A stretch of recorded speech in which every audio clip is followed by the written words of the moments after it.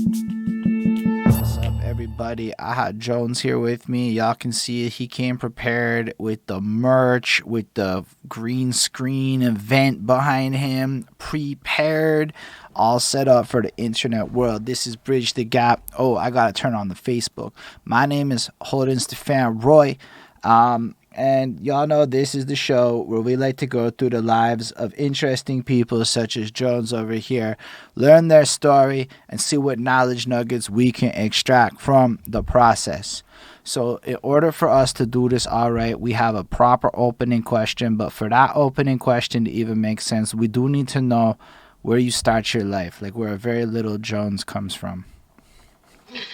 Okay. And yeah, no, that definitely makes sense. I guess it all began when it started with music. No, It no, all no, no. began when I Not was even music. We going to do this. This is going to be different than what you may be used to. I mean, like life. The littlest Jones. okay. So I grew up in a small little area in Western Hill called Vintage Crescent. That's Ontario. And that's Western Hill, Southern Ontario in the Niagara region, so right next to the border. Mm. And at that time when we grew up Hold there, up. when we were We're gonna kids. get into that, but that was just the opening part. Now we're gonna do the real question, and you're basically gonna go to where you were, but with a little more flavor. Um, so all this starts off. I have a bit of a story. This little intro thing. It all starts off with my girlfriend, right? And she's washing the dishes one time, and I see her there, and she's playing on her phone that Black Eyed Peas song. The I got a feeling, ooh. She vibing, she's dancing, and I'm looking at her washing these dishes, and I go, when in the fuck did this song become chores music? Right? Because if you think about this song and run it back, this song is middle of the night club banger success victory music. It's like the happiest stuff ever. 10 years goes by or so, the song doesn't change at all because it's a song and songs don't really change. But we end up in a situation where we as people grow so much and evolve so much in our life that the song goes from being celebration music to I might be working out slash doing chores, some other boring thing, and I kind of wish I was celebrating music. And that got me thinking about all kinds of stuff, like how the musical journeys we go on are just so fickle to how old we are in our relationship with time. Like, think about all the little 20-year-olds right now. They be running with the drills and all that different stuff, and they don't even know that in 10 years they gonna be washing dishes to Pop Smoke. Like, when I found Pop Smoke, I started washing dishes to him, right? Because that's just what happens. That's when you get older, things like that go on. But it made me realize when we start talking through the interviews and we learn about the musical journeys of the various artists we talk to, it's kind of like what you were doing when music started for me. And you run to this point, maybe it's adolescent age, you find your first couple favorite songs, you start doing this, but really the story of our musical journeys goes all the way back. Like, it's a good chance when you popped out in the hospital, there's a song playing in the room that you absorbing as a little baby that you can't even remember. And I say that because when I grew up, I can remember being like 5 in Montreal in the little apartment, and my dad's got all the gray boxes in the room, the preamp and the amp and the tape deck and the radio with all the wires going to all the speakers around the room with the bootleg home surround sound, and he would be playing his Led Zeppelin tapes and things like that during the daytime, and at nighttime it was the MC Mario club mix straight from the clubs in Montreal. My mom's, it was a lot more of these discos and musicals and, the Disney movies and all that kind of vibes. And all of this stuff, this was all influence that was being forced down my throat when I was a wee little one without any control over the music that I really consumed in my life. So I was hoping, Mr. Mm. Jones, you could run us back to being the youngest Jones you could remember in that small town near the border and tell us what it sounded like to be you before you had any control or interest over the situation. Well, I mean, first off, that was quite the elaborate story for me to follow along there. You would be, the Pop Smoke and influence as a child.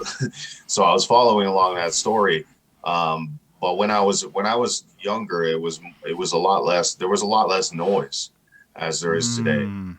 When I was a small kid, it was like things were exciting going outside and running around and activities and sports and all kinds of things like hiking. It's swimming. It doesn't matter. What it was we were more as kids, we were more attracted to actually like doing things than today. whereas a lot of things are digital. So it's a very big transition. I got my first Facebook account when I was 14 years old. I'm 33 today. Right. So 14 years old is when I first saw Facebook, and it was complicated in the beginning. It was complicated. It was like, I don't even know why anybody would want to use this. Oh, You know what I mean? Like people was trying to when get I laid. was a kid, it didn't. So we didn't have like the most technology that I'd seen as a kid was a PlayStation 1 at the neighbor's house down the way. We had to beg our parents just to be able to go and use the console.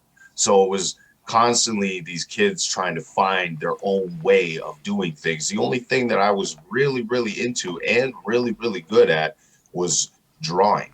So drawing Ooh. was the one creative thing that started all of this stuff. And this was my mom is a very talented artist. She sold a ton of pieces of work, all color pastel or original charcoal.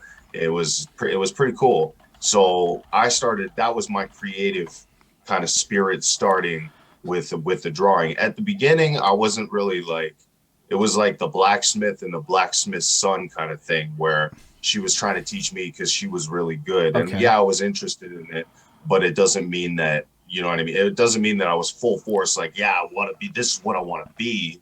It was like, yeah, I'm interested in this. She saw that and she wanted to pass down her talents to her son. That's And that's exactly how it worked out. so. If I So understand correctly, then music and technology and that whole wave of things wasn't so prevalent in your life growing up. no, Because it's no, it wild that wasn't. you say it like that. Because I'm 34, right? So like it's the opposite. All that shit I told you, it's like we're the same age, but because I grew up in the city, my dad's all about the hustle and bustle and video games and all of this shit, right? And you grew up in the Right. because there was nowhere to go, bro. Like I had to have supervision to leave the house half the time. So like you can go to like the one park Right. nearby. So it's super interesting just for me to even hear how little any of that mattered to you because you were like out there playing around in the middle of nature and whatnot, and then your mom was trying to keep you still and get you drawing and stuff, and like it doesn't even sound like music mattered to you at this point.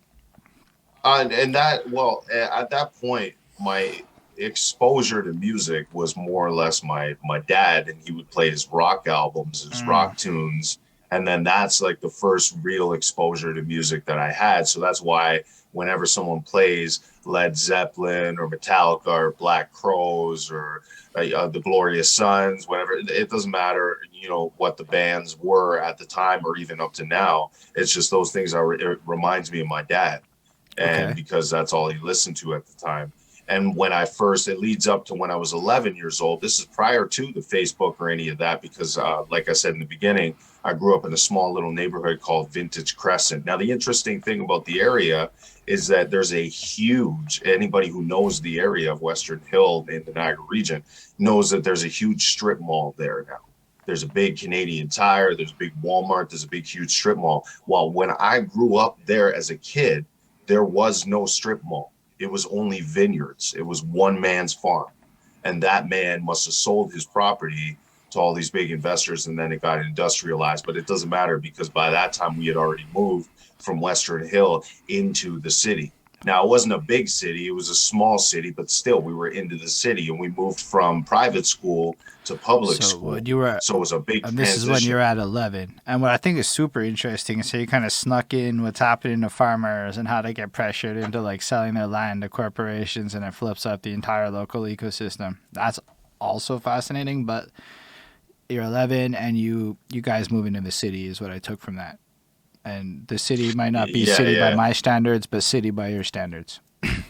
It's like, yeah, like it's a smaller city, but the point is that once these kids, once they move, just to Mm. kind of give a third party perspective from it. Once these kids move into the big city and then into public school, that's when I started getting exposed to, like you were talking about, like heavy video games, and all these local kids were doing different stuff. They were trying to. I remember the first cell phone I had was like a Solo Mobile. It was called Solo, and it looked like a walkie-talkie on the front of it. It was like a flip phone. And that was the first. Well, actually, I had a phone before that, but I didn't really know how to use it. And Mm. then, from that point, then I got this flip phone.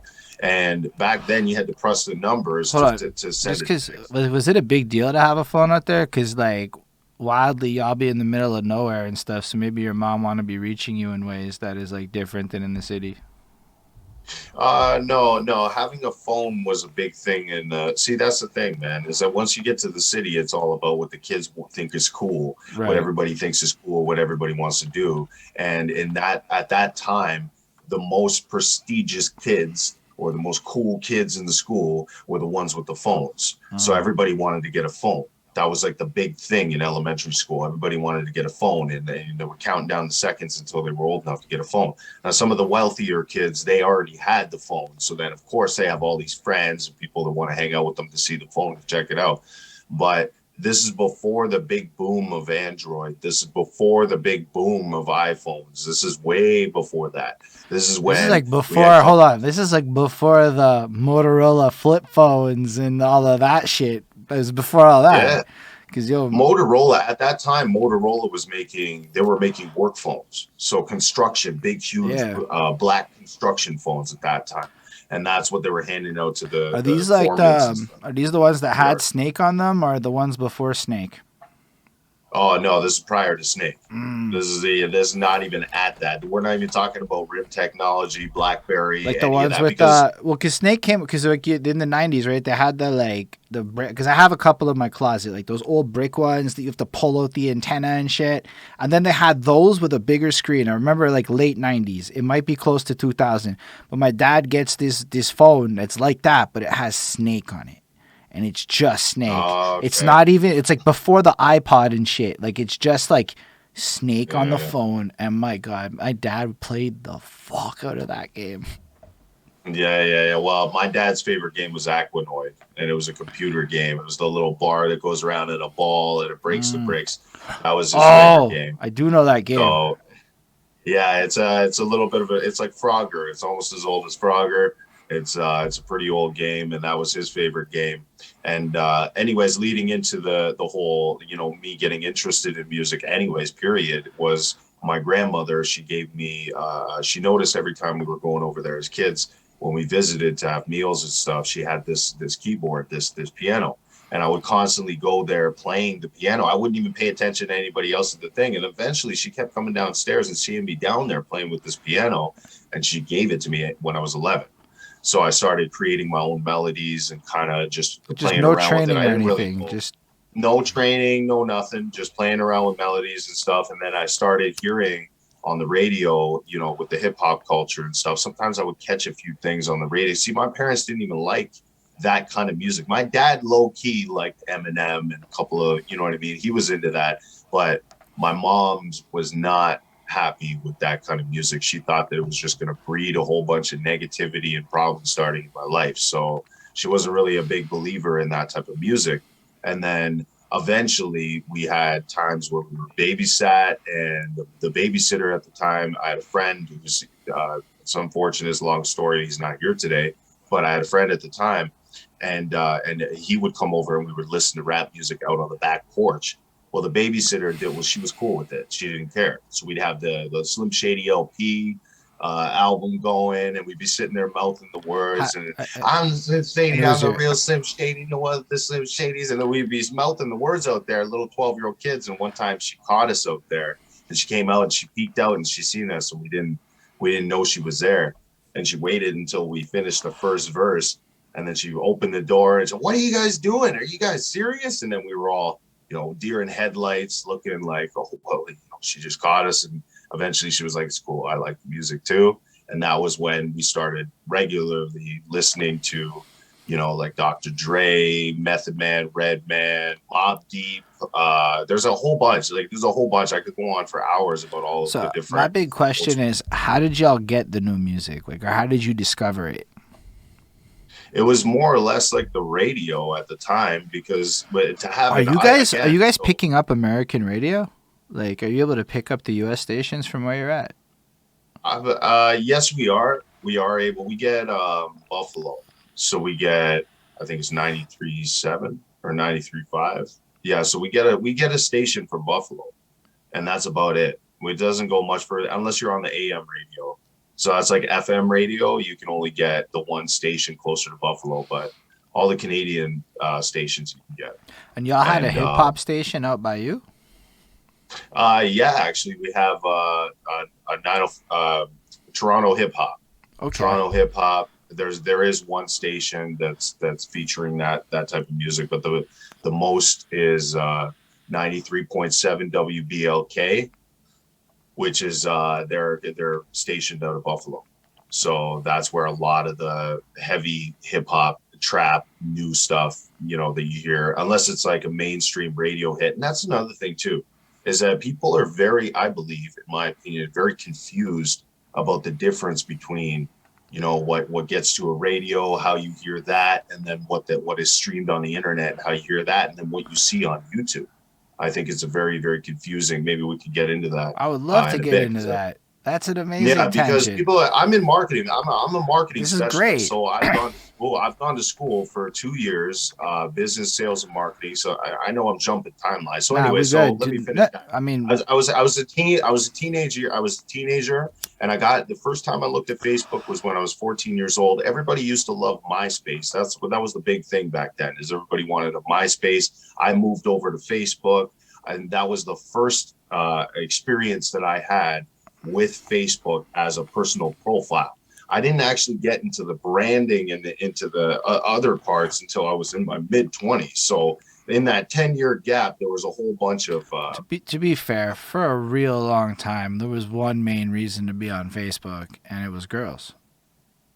that is very true too, because we had MSN Messenger. But the thing is that with Mm, MSN Messenger, God, that's we good. had that it was the beginning. It was the beginning of because it was so high functioning. That's why we liked MSN Messenger. It was Sending the high functioning. It was songs, the real nudge time. button, the Right. games. So, oh my Right. gosh. Exactly. And but the thing is that people were they were a little they lost interest as soon as they heard about this new platform that's supposed to be big called Facebook. And then they lost interest in MSN Messenger. Now Facebook Yeah. didn't have the same functionality as MSN. So this Not is even what a little amazes bit. now this is what amazes me is that MSN Messenger was so high functioning in real time when you used it, but Facebook, when it was just in its infancy, was private messaging, almost like an email in order to message another person when Facebook first You, started. Now they have all of the real time messaging capability and the same things that MSN had way back you then. know what I think it Way is back though? then. Because like I kind of remember these happening a little bit. Grade 11, beginning your version of 12, like around that age for me. That's when MySpace started to really die and Facebook started to come to fruition, like when it opened up to Canadian schools and shit like that. And I remember there was one thing that made Facebook better. And it was all the annoying ass shit people did to their MySpace profiles and all the annoying ass shit people did with their display names. Facebook took away all the creative freedom to make your page pink and neon green. And that alone made viewing people's pages just better. YouTube did the same shit. At first, they let you customize, then they stopped letting you customize within 2 years. If you go back and look at the old YouTubes, you'll see it's more like MySpace. And the reason for that is because nobody liked it. So with Facebook forcing it all into a static aesthetic, created a more pleasing experience. And I think that was enough because people went too far with colors, and then you could force play sounds. And let's be real, MSN Messenger had nudging. That was kind of It was the reality in my world anyways. The reality of the switch was because MSN Messenger, you had to have their contact. But what if you were a kid that wanted to meet new that's a good girls? What if you point. were a kid that wanted to meet new people? This was what it was for me. This is in real time what it is for what it was for me is it was because I could meet new people and find old friends in the same place as quickly as possible That's a without having good to go selling through all point. the hoops of, you know what I mean? You have to ask them. But you know what? Here's another thing, though. This is what happened. There was a shift there because, yeah, you can talk to somebody. And I love that we're getting into this. I thought this was going to be predominantly about music, but I love that we're I getting mean, into this. this is So, how it goes. It's tangential, and then we just kind of talk about whatever it comes as it flows. hey, well, I'm a marketing guy, so you definitely picked the right topic. So this is so in the like, so Messenger, everybody was messaging in real time. But the fact is unless you had a pre-existing contact with this person, which means you had to walk up to them and you had to ask them for their email. I know, scary stuff. So Good days. now you can access things so quickly and so easily that it's almost like there's a disconnect there. There's a disconnect. It's not even that personal anymore. Literally, the fact that I would have to go up and ask somebody for their email would be step one in the contact of like trying to develop a relationship with this person, because they've actually met you face to face and had a conversation with you. But now you can just look that person up in seconds, and you can message this Because person I as guess if you'd been I was friends trying the to whole like time. I was trying to figure out like what's the difference here between MySpace and what you're describing. And MySpace was not tied to real life identities. It was you could be, MySpace was just a glorified flyer. but It my was just a but glorified MySpace, because flyer. like I remember being like late high school and like MySpace had search functionality and you could like find people geographically close to you and be detached, but it wasn't identities. It was like an avatar version of yourself. So like in a sense where Facebook is more attached to your actual identity. Like you had to be a Well, and person. unfortunate. So okay. So as let me dial it back for a second. So as humans, we crave human interaction with other humans. That Facts. is a fact. Big I don't facts. even need to like go into that. That's a fact. We all just had So the last 2 years. yeah, that's right. So now over and I love that you brought that up too. So we'll get into the pandemic in a second. So the humans crave interaction with other humans. That's a fact. And the disconnect was that it wasn't personal anymore. When you went over to this other platform, you could find someone in Nigeria that you want to talk to in seconds and send them a message in real time. They'd probably be sleeping, but in real time, send them a message, and they would see it when they get up in the morning, and then they would connect with you and message with you. But the thing is it's like a blessing and a curse in the same thing. It's a double-edged sword, because that person will never actually get that personal human interaction with you that you get only when you're in person talking to that person.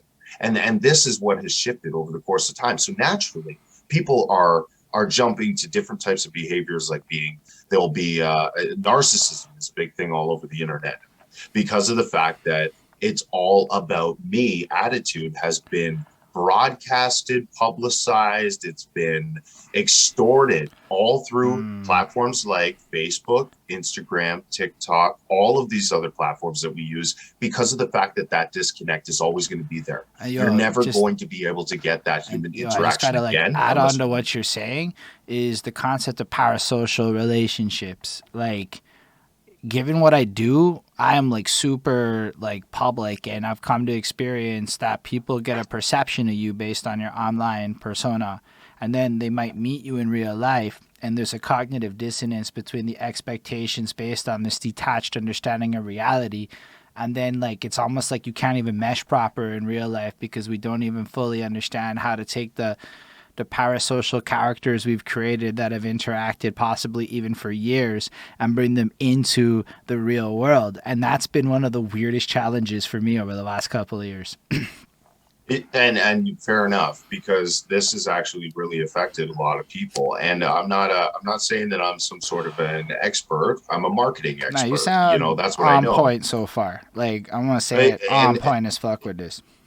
Yeah. So, and I appreciate that. So anyways, it's more or less what's happening now. If I was to be able to give somebody a little insight, what's happening as the average person in my mind is that when I speak to people, it's like a little bit different. You feel like it's almost like you feel like they don't trust you. You know what I mean? Because you're like, I know that this is an internet thing, and I know that there's a lot of missing variables here, but usually when you're operating as a business or a brand or somebody who's serious about what they're doing, well, the conversations are pretty focused. Like you're talking about music, you're talking about collaborations, you're talking about things of that nature.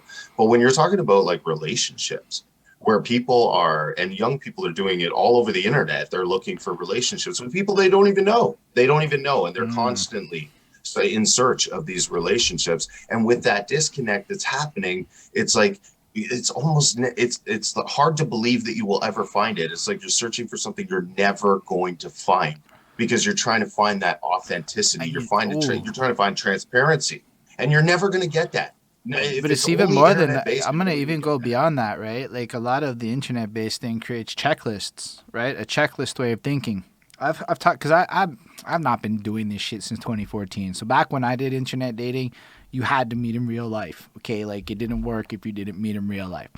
But now it's like Right. wildly like I have had homeboys break down stories of girls who have taken notes on them mid date. I've heard like all kinds of wild shit where like the filters, the presentation, everybody's trying to check the boxes on their side and find the people that best check their boxes. Almost like we're creating shitty algorithms, but we don't know how to make algorithms, so we're bad at it. Right, right, and speaking of which, like that's a lot of stuff that's a big takeaway that people can when speaking to me, anyways. That's a big takeaway that they can have is that there is intricate knowledge of these platforms that I do have, and public knowledge as well that's related to all of this stuff. Mm. And if you're somebody who's sharp and you're good at, like I was an English major, man. Like in school, bro, I was an English major. I was writing poetry. It was the art, constantly doing art all the time. And then art transitioned into art and music. So I never had a problem communicating with anyone on the internet or otherwise. But not everybody's like that. Some people, you'll communicate with them and you'll have this like relationship with them kind of developing, whether it's brand or whether it's some girl you like or whatever it is. And then down the road, when you actually meet that person, they act totally different. And the reason being is because they know that that disconnect is there. They're not dumb. They're aware that that disconnect is there. So when it comes to me and my music, when it comes to promoting my music, I come across as humble as possible because a lot of the time, the people that you're speaking to, if it's another musician, would much rather you listen to their stuff than them listen to yours. And Facts. that is the truth. They want you Biggest to listen to facts. their stuff and they'll act like they're your friend, homie. They'll act like All the they're your time. big buddy and everything just so that you can like their stuff. And this is the narcissistic Yo, behavior that I speak of. This is what it is, brother. I You mean, I know? don't even like everything you just described there. Real talk, man. Like wildly, 100%. I'm gonna grab the board. yeah, no worries. Sorry about Wildly, that. like I'll hear. I mean, I've met a lot of people. I don't even talk really a lot about me making music unless I can organically squeeze in. If I can organically squeeze that shit in, I'm gonna promote myself to the day I die. But like, the truth is I know that most people who want my approval of their music don't give a shit about the music I make. And like, people don't even really. Like, my least favorite question is, "What do you think about this?" I'm like, "Nah, B, you don't really want to know. Don't ask questions you don't want to know the answer to." So Right. it's like the language that surrounds this strange commodification. Like, I find rappers wildly treat other rappers like they treat girls, and that getting fans is like getting vagina. And if you like actually look at the behaviors, it's some real thirst that really goes on, and it creates this commodification culture. And that's another thing with the internet, because like you said, all those relationships, right, they wildly like commodified. What can I do for you? What can you do for me? How does our value meet in the middle? Like, we had an actual like shoot the shit conversation, which is rare for me. I rarely do that beforehand, but it was kind of like something I've been thinking about. And like, we did a video call. That's what I'm referring to. Something they don't Yeah, know yeah, about. yeah. They Yeah, don't, yeah. they don't know about it, but we know about it anyway. But Yeah, like, yeah, yeah. that kind of stuff doesn't happen enough. Most of the time, we do the interview, we book it. The first time I talk to the person, 5 minutes before, I never talk to the person again. No relationships really get founded. It's just this like, yo, what can I do for you? What can you do for me? And then I found the same thing was happening in music. Like, yo, let's work on music. Or I'd go to like a beat maker's house, and like within an hour, they're playing beats at me, and I'm like, hold on, are you trying to sell me beats here? I don't understand what's happening. Apparently, maybe that's what Well, rappers wildly be doing. But like, to me, it's like, yo, I thought we was chilling. And that whole element of having relationships that are meaningful in person is mad not being moved towards. yeah, I get what you're saying, but mad not being moved towards. It's what's happening is that we have a culture of people a generation of people that don't understand people skills. They don't Mm. understand people skills because of the fact that they are consistently leaning on digital technology to develop their relationships. That's why they don't have people skills, because they're not around people. They also, And that is what it is. That's the heart of it. And now all what I wanted to about, say at the end of that, there's a disclaimer there too. It doesn't mean nothing I'm saying, because I know you have people on the live too. So I just want to say that nothing I'm saying means that the internet's bad, or that the internet's an evil place, or that all of this stuff I that is think pretty hogwash. much everybody's fucking aware of the fact that the internet's creating some giant societal social It's issues. And it's amazing. It's an amazing tool. It's an amazing tool. It's a terrible toy. Terrible, that's terrible a good toy. way to put It's an it. amazing tool. And that's the thing, is that people like to play with the internet because they think that it's going to somehow service them. So they play with the internet because it services them. What is it servicing? It's servicing their need for something. What is their need? Usually you're talking about thirsty men. Okay, well, we can default to that one. We know what their need is. But hold on, is that their need, or is that their want? That's the want.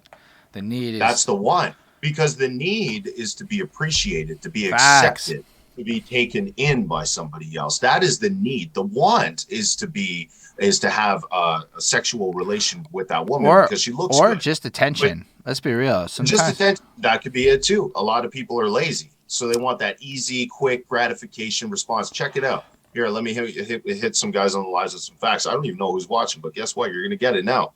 And so in back in my grandmother, okay, so I'm 33 years old. My grandmother back in their day had to have a relationship with someone. You would have to go through a ton of hoops. You would have to, not only when you call, their dad is answering. Their woo, dad, and you're trying to, their dad is answering, who are you? And that's woo. what's going on. You had to go through a whole bunch of stuff to actually even get a chance to take her out. And even when you do take her out, it's like, you better have her back by 11, bro. I'm watching you, like, straight up. And that's how relationships were formed, because parents were very protective in those days, and rightfully so, with the way the world was. Now this guy's daughter can go have multiple relationships with other men, and guy won't even know. Why? Because of this disconnect, because it's so easily accessible, because she can have a man act like he appreciates her, and she'll give him everything, and that's all she wants, is just to be appreciated and talked to, and she'll give him all of this stuff. And it's like, you can buy into their whole life and you don't have to do anything. It's insane. So I have daughters too. I'm a dad too. That's part of it. I should have added that at the beginning of the I interview. was like, that I'm a does feel dad too. some dad energy.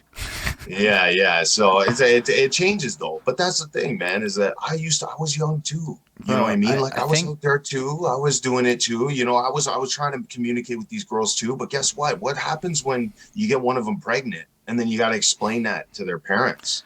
You know what I I mean? mean, What happens when you arguably got a girl people that were still it's getting knocked up back in the day. But 100%, but there was 100%. something Now, you said that, like, you said people's skills, and then when the first time I heard it, I heard people's skills with the apostrophe added, and I'm like, yo, the internet has made everybody an expert, which has actually made it hard for people to recognize people's skills. And I was like, you wouldn't even say that, but it's what I heard on some rap shit. And I'm like, damn, he said a double by accident right there. Cause like, a double entendre. yeah, cause like, think about that. Like, you go on Yeah, Facebook, like, I could tell instantly when you started talking that marketing game, it got me excited. Like, I'm a marketing dude myself, so I'm like, okay, we go in there, and you know what's up. But yeah. like, a lot of people will literally, like, the extent of marketing to them is promo. It just stops and ends with promo.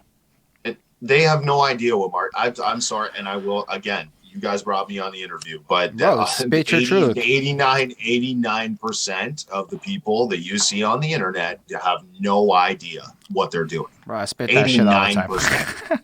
Yeah, 89%. And the reason being is because they have this fake it till you make it attitude. Well, guess what? Let me tell you something, my friend, is that when you're trying to fake it till you make it in the music industry, they will see through your bullshit so fast and kick you out that door so fast, man. It's like, you have to bring skills to the table. When you sit at those tables and you discuss contracts, this is what everybody wants. All these rappers like, oh, I want to get a contract. I want to get a record deal, or the bands, right? The bands wants to get a record deal and all this stuff. And they don't understand what that even means. You know what I mean? Like, they don't understand what exactly is attached to that record deal. If they give you a bunch of money, let's say, and that is an advance, by the way, a loan, by the way, that's a loan that you get. They loan you a bunch of money, make you feel good because you had that one song that took off. Next thing you know, you have to do a whole bunch more songs because it was in the contract and you didn't realize. And all of those songs are attached to that same lump sum of money that they gave you. Now you're doing a whole EP. And if that EP goes platinum or takes off, then a lot of that money is going back to the record label. You know what I mean? And they don't realize that, in fact, you are getting, excuse my French, fucked. You can swear. Is what's happening to you. So that's the thing is this is what, and so now everybody wants to be a record label. I was good. This is getting good, man. Everyone wants to be. Good. You said everybody wants to be a record label. Yeah. So now, especially in Canada. In Canada, it's huge. Everybody you know wants why? to be. Everybody is. It's because everyone figured out that the record labels get all the grant money. So now everyone's trying to chase that grant money. In Canada, we have a grant money fucking problem. Not to say it's a problem. It's a beautiful thing. This grant money. But I've wildly seen people chase $5,000 grants and not in this period of time. Where if they had just not done music for 3 months, they could have made $5,000 type thing. Answer me this. Why is it that Drake gets accepted for a grant for music every single year? Probably. Why is that? When he's one of the wealthiest. I will give you an answer to that shit. Do you want to know why? Because the system has to be fucking fair. That's the answer to your question. And okay, and that's a very conservative remark. This is a very conservative response. Because I'm not in charge of the system. It's not my desires. I'm answering based on how I perceive it. Right, and the way the grant system works is it's a fair play clause, and it's not based on how much money or how reputable you are or any of that stuff. Imagine like the optics is what I'm hearing that question. My thoughts are because everything goes to what are the optics. I'm in that place in life when you hear that word a lot, and the optics of having OVO come out and say that they got blocked on a grant for Canadian for some hobo artist that nobody cares about because it's never gonna be for Drake. It's gonna be for some. Or maybe a specific project and shit like that. And that's the optics of that are real bad. Okay, so let me put a scenario in your mind. Let me put a scenario in your mind for a second. So he says he's going to do a show in Toronto. He's going to do a show with OVO Sound, and he's going to feature artist A and artist B in the show. He's going to give spots to 4 other openers in that same show. Then he's going to hire an entire security team of people that are going to need to be there to check every single person at the door for that show. Then he's going to need to hire sound engineers to make sure that all the music is on point for that show. So what he's doing is he's taking this grant and saying, yes, you're giving me $125,000 so that I can facilitate this show, rent the venue, have the spot and all that stuff. But what I'm doing is I'm employing a bunch of these people in that venue, and I'm actually providing jobs for people in that venue. And I'm actually providing a lot of media coverage in that venue in your city. So that's basically what he's saying is that there's a return on investment. And this is why the government loves to give grants to people like that, because it's like a business opportunity for them. In the same, yes, they're giving you the money, but then this is more tax dollars that are being paid in. What you're saying sounds hella plausible. That sounds like the government. Yeah. Because they want to put that Government of Canada bullshit all over the flyer because that's what happens next, or factor or whatever which one you end up with, and then I know a guy that writes factor grants, and that was kind of his main gig. And he was telling me a few things. We had a project that we were working on together called Mentor Your Music. Now, I'm not going to get into the details, right? Because it's outdated and it's not going to be launched. So I'm not going to get into the details. But what I will say is that he talked about how the process works with writing grants, with getting accepted for grants. And you would be surprised how fairly simple it is to just try and build your case in order for the government to grant you that money. The thing that they want to see is exactly down to the right specific, what are you going to do with every penny that we give you? With absolutely every penny that you're asking for, where is it going? So the first step is, getting everything together and making sure that all the points are hit for everything that you're going to get for the factor grant. Now, I I know somebody who does this, but I don't personally do this. So I can only go into so much information. This was Yeah, just no. information that he told Listen, me. you're putting people on game. You also prefaced it with, "Don't take this as hard facts," in case anybody didn't miss that point. The other part is Right. like you're supposed to, like what we're doing is we're giving people these little knowledge nuggets that they can go take and have better idea of what to Google. One of the other things that happen is I think a lot of those people you see doing cheap things and thinking about labels, it's what I call the page one Google phenomenon. I do SEO freelance, as in I write pages that rank. I don't do it as much now, so maybe I'm out of touch, but I know how to look at the top 3 articles on Google and have no knowledge on the subject and be in the top 3 articles on Google. And that's been going on for about a decade. So actually your good answers and information stopped being Googleable in the easy way. And what ends up being Googleable is trendy, super 101 level content. So when you see the best Twitch hacks to get followers, like that kind of content ends up being supreme for everybody trying to figure stuff out. Whereas it's honestly like you need a understanding of macro and microeconomics to properly like balance a marketing background. Like you need to have at least a base level, like It's a shiny object. It's a what you call it Googleable, but I call it shiny object syndrome. Shiny object syndrome has happened for the last decade, where people have consistently bombarded you with a bunch of fake promises that okay, lead you to I'm with believe that. that you need to change yourself or that you need to do something. I can boil it all down to something that makes sense. Hard work works. Hard work works. And Yeah, these that's facts. people are trying to convince you, they're trying to convince you that there is some cheat code or there's some easy way to promote yourself or promote your music or whatever the case may be. They come in and some of these guys will come in and be like, nah, homie, I've done shows for years, dog. I got this big label. I got this big brand, bro. And they come in all heavy like that. But it's like, at the end of the day, it's really how educated you are that gets you ahead. It's really how much research you actually do that gets you ahead. Those guys that have all these people around them and these phenomenons that you see on the internet and on the mainstream, those guys are like the 4% of people that are actually doing it and making good money doing it. How do I get myself to that 4%? How do I get there? Well, you can imagine the work ethic it's going to take you to get there, the dedication, the time, the amount of shows that you're going to run and no one's there. You got no viewers. You got no one comments, no shares, no likes. You got to make it through those days to get to the days that are good. It's consistency. That's it. It's literally consistency and making it a good look. It's got to be a good look and it's got to be consistent. These people ask me all the time. They're like, oh, can you do this for me, or can you make a show for me, or can you help me with this, or something like that? And it's like, I'm not going to go to the extent of being like, I appreciate it when people reach out to me for information. I appreciate that. I kind of take it as a little bit of flattery, but like I'm saying that there are a lot of things that you could just Google. There are a lot of things that you could just search and find the information that you're looking for, but you will never be able to match that with somebody who has the experience that you're looking to get. You're never going to be able to match these little shiny You know objects what that it they is too? show. It's because, like, so I had this experience recently. I work with a social media tool in my day job that'll just go unnamed, but they're one of the big boys. And they do webinars. And I met with the account manager lady.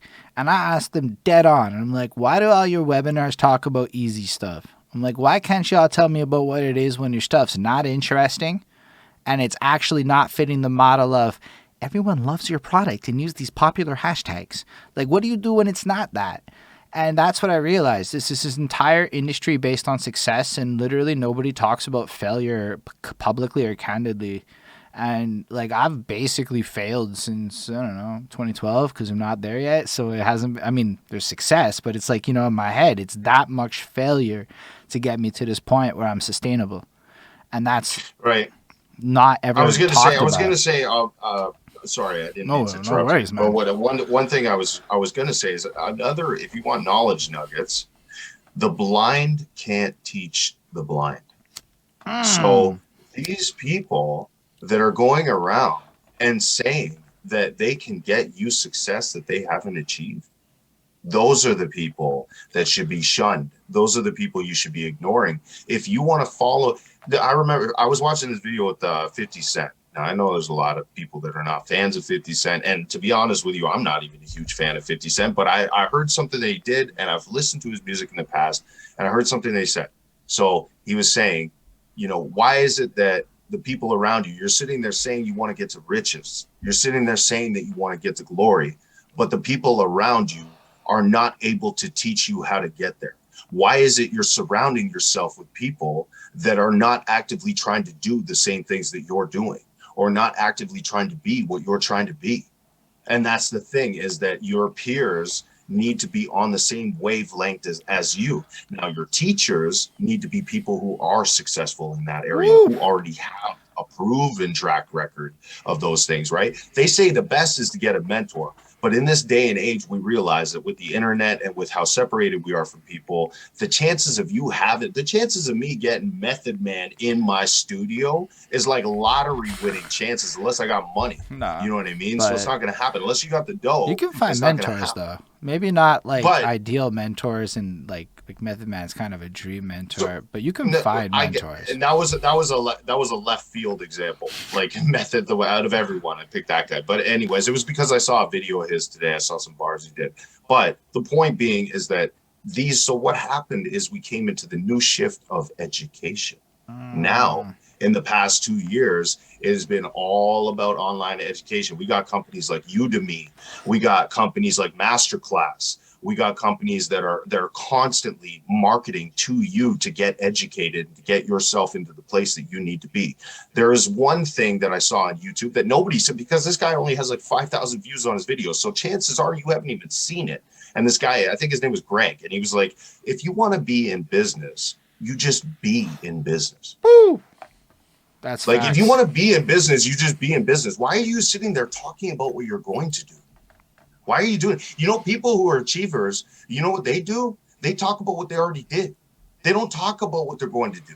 Why? Because they want to show through their actions. They don't, because the actions speak way louder than words, man. I can sit here for half an hour and tell you about marketing and music, but if I haven't gone there, if I haven't done that, if I haven't edited that video, it's not going to mean nothing.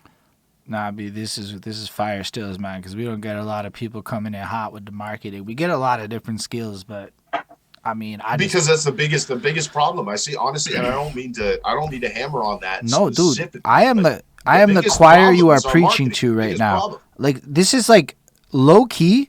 My show is meant to teach people about better marketing, and I try to sneak it in. So usually we get here after the life story, and you're just like, let's go, and I'm like, you know That's what what, my high life's value about shit. is marketing But and branding. bro, That's what my that's life's about all I now. fuck with, dude. Like I just I read all the time.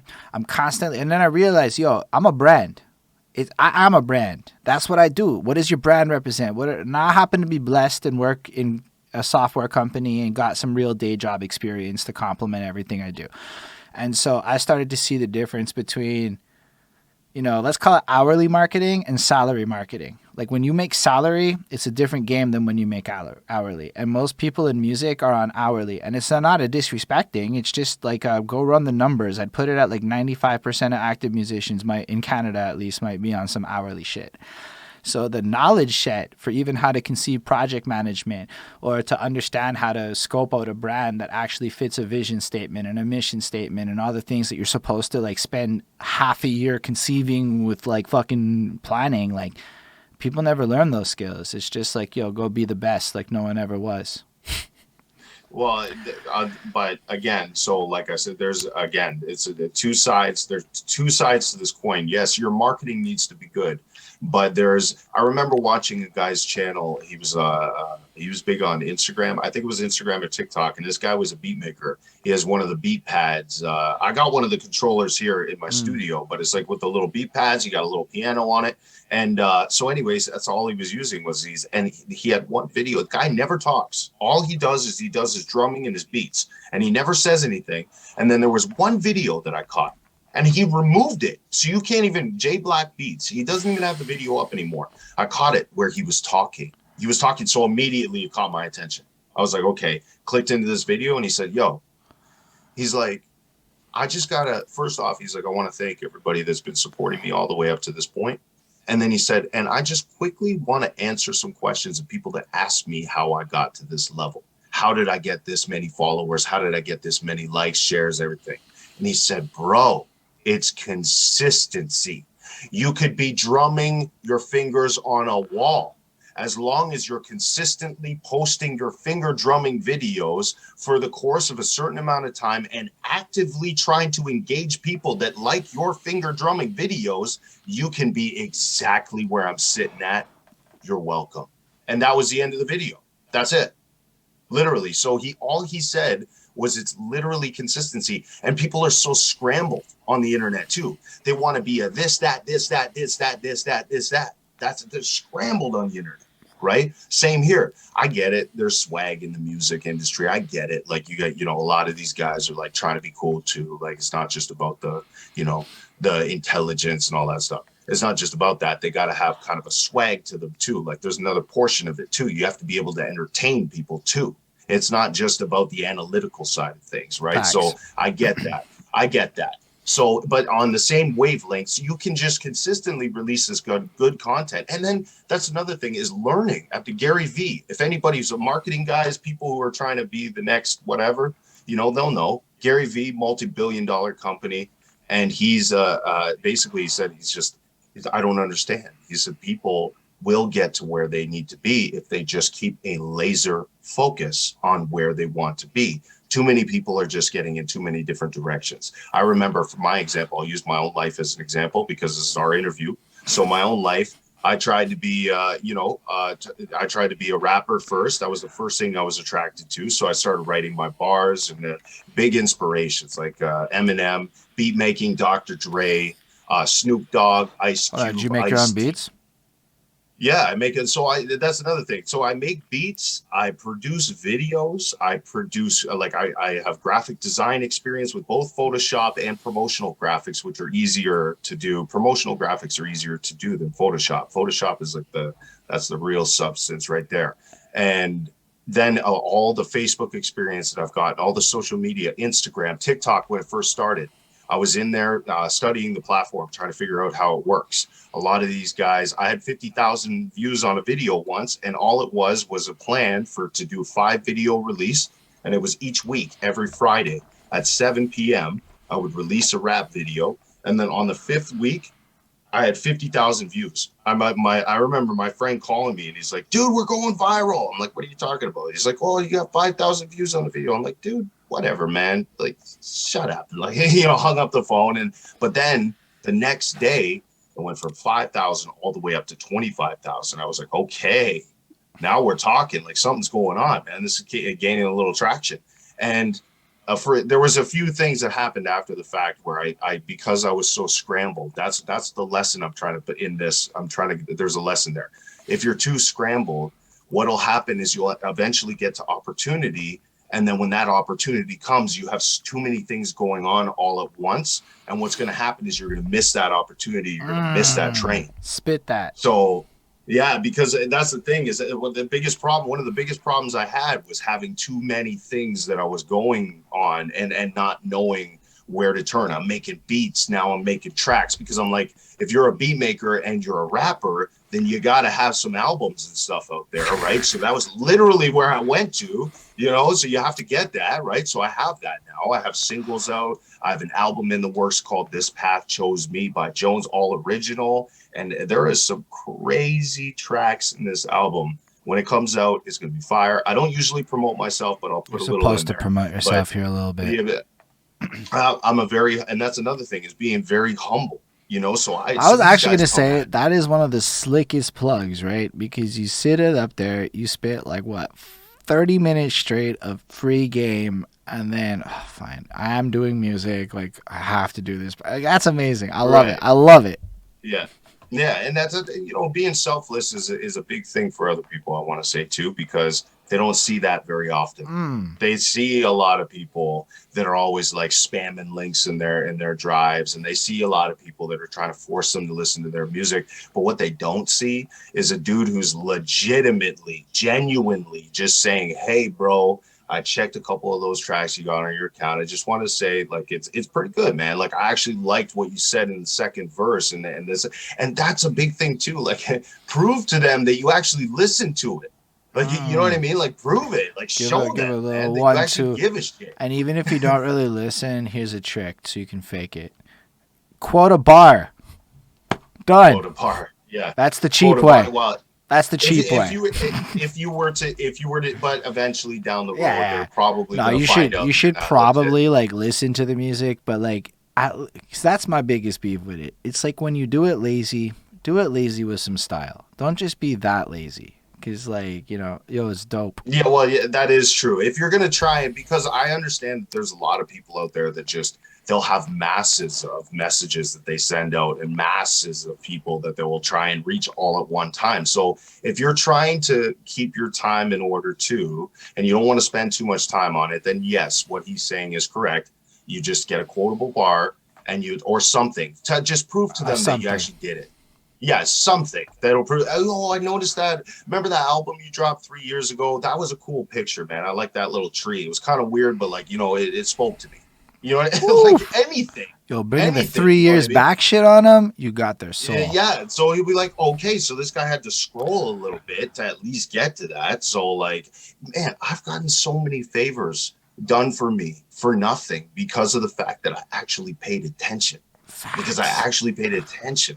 I've gotten people that would never have talked to me, but I got messages in there right now from artists that probably none of you know, but they are certified. The one guy's Demrick. He's from the States. He worked with Mad Child. Bro, I literally just reviewed the new Cypress Hill album, and Demrick's on that shit. So Demrick's on the new fucking Cypress Hill album. Yeah. So I just spoke to him. Like last week, I had a conversation with him about. Oh, excuse me. Sorry, that was my phone. I was like, so I had a conversation with him. Yeah, that's him on the line right now. That's him calling right now. But so yeah, no, he responded to my message, and all I said to him was like, "Hey, man, you know, I've been a follower for a minute. I really like, you know, that mixtape that you dropped with Be Real. I was into that, and you know, I've been following you, and just acknowledging his work, Hey, I mean, I'm not a big Demrick fan. I mean, hopefully you don't catch it live, but yeah, I'm not huge fan, but the guy has lyrics. He's really good. He's very talented. Facts. You don't have to be the biggest fan to give all the love. I think guys like Demrick would also appreciate what that is and not take it bad, you know? Hopefully. No, man, it's no disrespect. I'm just saying that I'm not like, he's one of those guys that you know, some of the artists that he works with and stuff, but then his freestyles though, like they catch my attention. Like some of the stuff he does on the radio, it catches my attention because the bars are crazy. Like he has those one heavy hitters that just it's nuts. The fact that you're like bringing all this shit up is to me like a proof to the pudding, like a case on how to do it, you know? Like yeah. And if, you know, if you follow it, like some people will be like, you know, whatever, man, what does he know and everything. Try it, bro. Go out there and try it. Message 5 people that you want to follow your stuff and acknowledge that you actually did something on their account or you know something about their music, and see how many of them respond to you. I bet you at least minimum 3 out of 5 get back to you. If you pick something personal out of their music or whatever, if you want to connect, this collaborate. Is literally how you used to go on Plenty of Fish and shit. You'd go look on the profile, find that little detail, put that, like that was the game back in the day. It's good to know those. Yeah. Plenty of, well, I mean, yeah. Either way, it's more or less just taking the extra. Yeah, you're right. You want to use that reference, sure. It's just that was straight up how I used to do my day. Because you're describing it. I mean, I met my girlfriend on Plenty of Fish in 2014. Like I said, back then it was a different world on these sites. But really, that was the move, right? Like you had 6 pictures, a paragraph, and maybe 8 other details. You had to read the shit and then come up with a little reference. You're like the needle size amount of people that have actually worked out off of that website. So you should be proud of yourself. You should be. Yeah, she's there in the comments now. We still at it. Oh, she is. Well, and I'm not no disrespect intended. There's no disrespect, bro. That shit is wildly the Wild West, and most people did not do what I did, but that was the move if you wanted to make cakes, like there were like I was, maybe not the most physically good, on the internet back in the day. It was a little different. It wasn't so body positive, and so like you have to figure out how to work around the details. So I took a straight marketing approach, A/B tested to success, and figured it was not necessarily always good. But after a while, you realize that the stuff that works the best is when you have this like sincere, I actually am interested in you vibe. So, and I actually, you know what? Now that you went there, I will drop a gem in that area too. There is, so let's say I got this girl, right? This is exactly how it happened for me, right? But I'm using it as a hypothetical scenario for confidentiality reasons. So, exactly how it happened to me is if you have these nice girls that you see, right? Or you have this girl that you're interested in my case, and all you see on their account is a ton of thirsty men that are just gawking over her, and they're all, it's like superficial all over the place. Now hold on, and there's a disclaimer there too. This girl wasn't responding to it. This just happened to be the way it was based on the history of the amount of people that are on her connections list. So it doesn't mean that this person was superficial. We all know what it be like when a girl posts a pic and you just see comment after comment, and then there are guys and our peers with sometimes, and you're just like, broski, do I have to have a little chat with you? And then you never do. Yeah. Which maybe we should. No, you know what? Giving them freedom is a big deal.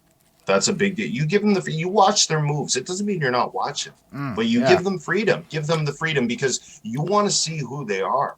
You want to know who they are. You don't want to get in a relationship with that person and then find out down the road that she wasn't. Well, I meant more the guys, because sometimes I was talking wildly. Some of these dudes I see be like, bro, this is never going to work. Like, I just want to have that chat with some guys sometimes. Anyway. But no, I agree with you. Well, and you know what? Either always way, give them freedom. Because the point, I guess, to kind of crunch it all into one little ball is that when I'm communicating with this person, it's that I use the same method. I use the same method as if I'm trying to connect with somebody over music, or that if you want to talk marketing, it's the same thing. Show that you take the initiative, bro. Show that you actually investigated to find out what they like, what they actually care about. You know what I mean? Because I guarantee that a lot of these, yo, what's up? And hey, all this crap that they're throwing into their inbox. And then you got to ask yourself, if that girl's responding to that stuff, what kind of girl is that? You know what I mean? What kind of woman is that if she's responding to all of this thirstiness? I'm okay with like going with the yo, what's up, but like it's got to go a little bit past the yo, what's up and turn into a whatever. But I mean, I don't know. For how people want to manage the inboxes, that's on them. But to your point, it is. To your point, I was trailing off a bit there. But to your point, though, everyone has values. And sometimes it is like if you guys not wildly compatible, it's worth understanding that with a little more depth and the superficiality of, you got boobs? Let's have a conversation. And that would be the other aspect of it. Marketing is a big deal. Is the end of it. Marketing is a big deal. When it comes to your relationships, I learned this all in college. When I went into college and I started studying it, I was like, man, this applies to literally everything. Literally everything. You market yourself every single day on that profile, to your family, to your friends, to your coworkers, to your colleagues. All day is marketing. You just don't know it, because being able to market yourself correctly gets you the opportunities. If you're not marketing yourself correctly, that's why you're experiencing difficulty. That's exactly why. Because marketing yourself correctly, and it doesn't have to be difficult either. People think it's big and complicated and I got to have all these accounts and everything, blah, blah, blah, blah. No, it's just, that's insane. What you're doing is driving yourself insane, because you see people who are established on multiple different platforms and you think immediately that you have to just establish all of those right away. It's not going to happen. You got to take your time with it. You know what I mean? You got to take your time with it. You got to grow one account, throw a little swag on there. You got to grow one account and Facebook, let's say you want to connect with the people on Facebook. Okay, cool. So you're going to focus on that take a season in that and focus just on that, get your people on Facebook. Then once you have those people on Facebook, then take another season in this other app.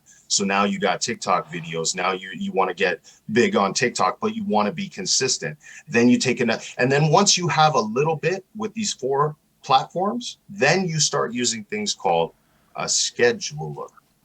It's like a tool Bro, I have a that makes sure your scheduler content. right over there. Cause Yeah. So it's like you're getting your content, and that's when you're thinking like a brand. So if you're okay, so let's boil it down to one of these kids that just wants it, and that's what I was in the beginning. I was just a kid that wanted to do his favorite thing. I was passionate about music. That I wanted to get in touch with other people that were doing it. I didn't think about being a business or being a brand or being anything until I went to college, right? Because I didn't know how to market music. That's why I went to school, was to learn how to market and sell music.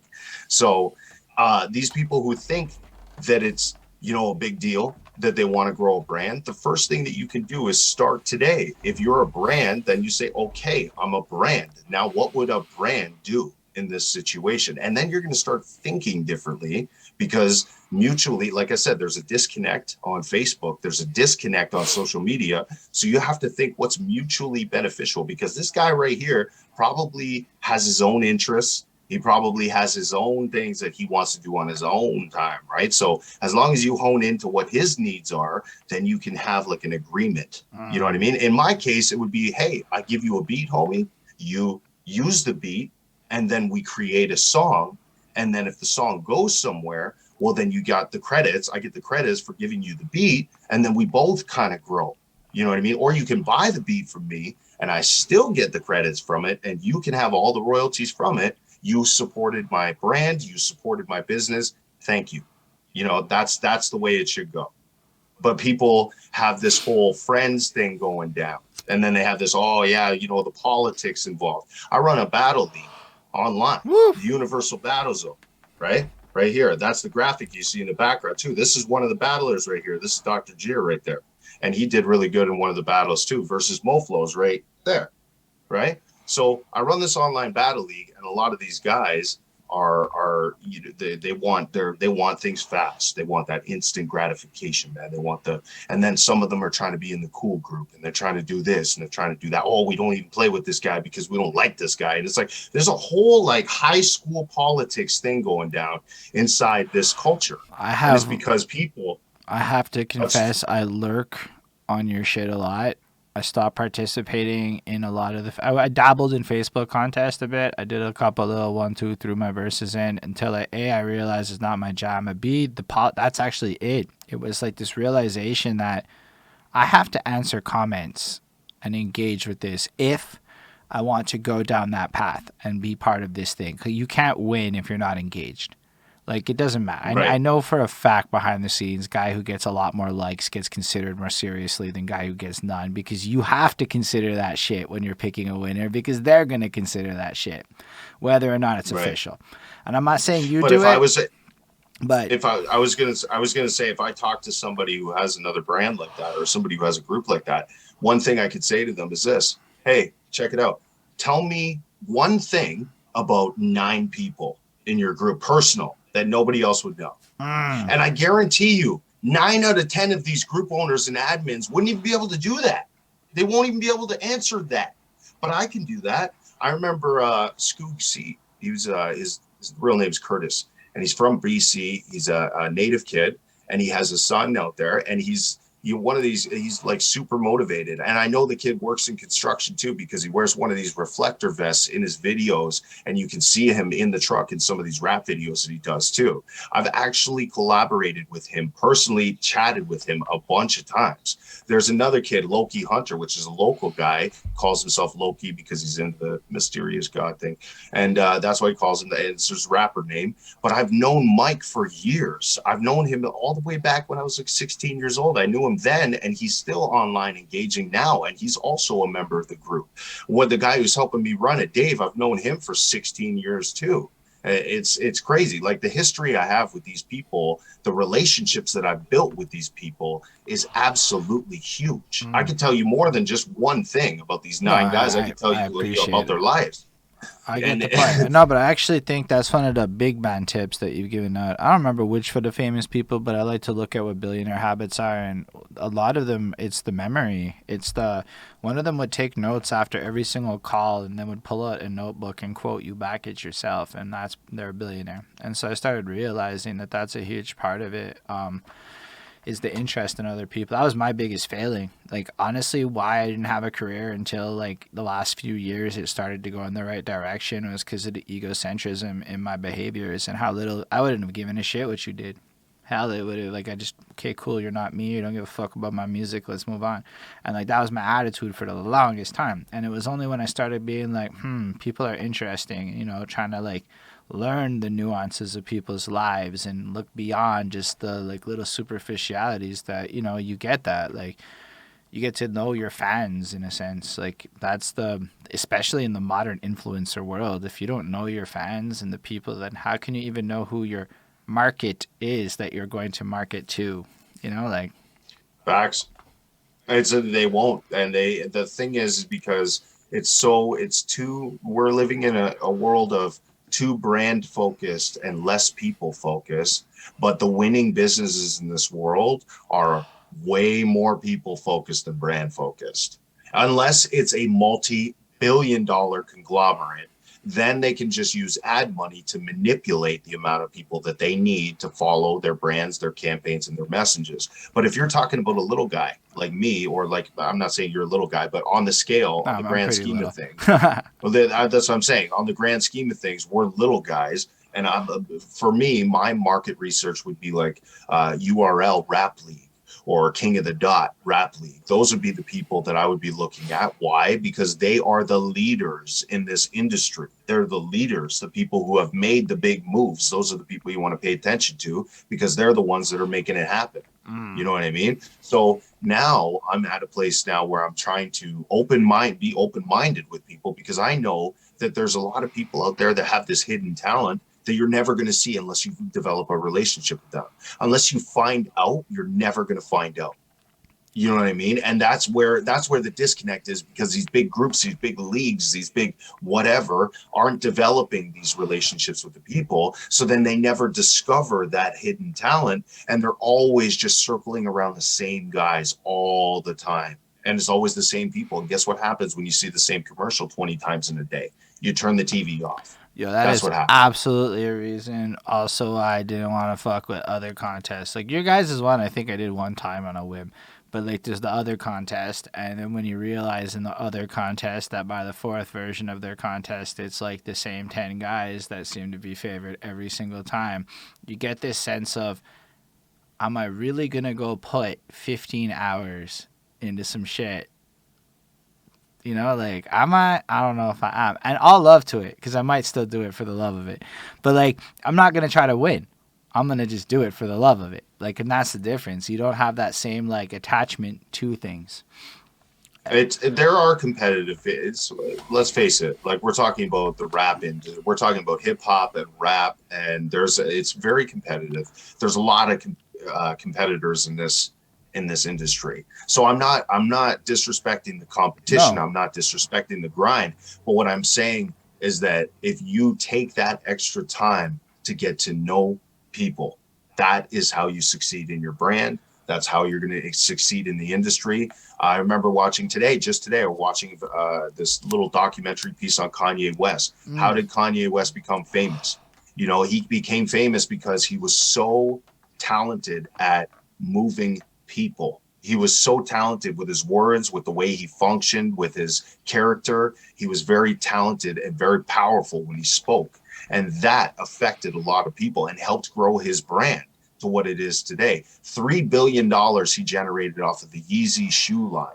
He generated $3 billion, but 3 years ago, his company almost went under. He almost went under. He was massively in debt. But the reason that it did that is because he made investments that he knew were going to go under in the red for his company and then eventually grow. It was a very risky investment that he made, but it eventually worked out, right? $3 billion. So that's kind of the way you have to take risks You have to be a people person. You have to be comfortable in front of the camera, in And front yeah, of I people think if you want to people be an entertainer. misunderstand people person too, right? Like you can be an antisocial introvert, super awkward people person in the context of what you actually have to do. Like you don't have to be an oozing ball of charisma. That's not actually a No, requirement in the no, you least. don't. In fact, some of those people have like disadvantages because the young people be calling them fake and shit. But people person Right. is I think what like people don't get is just interest in other people. You just have to like and then remember that shit. Like there's no point asking questions and then not writing that down in your brain somewhere.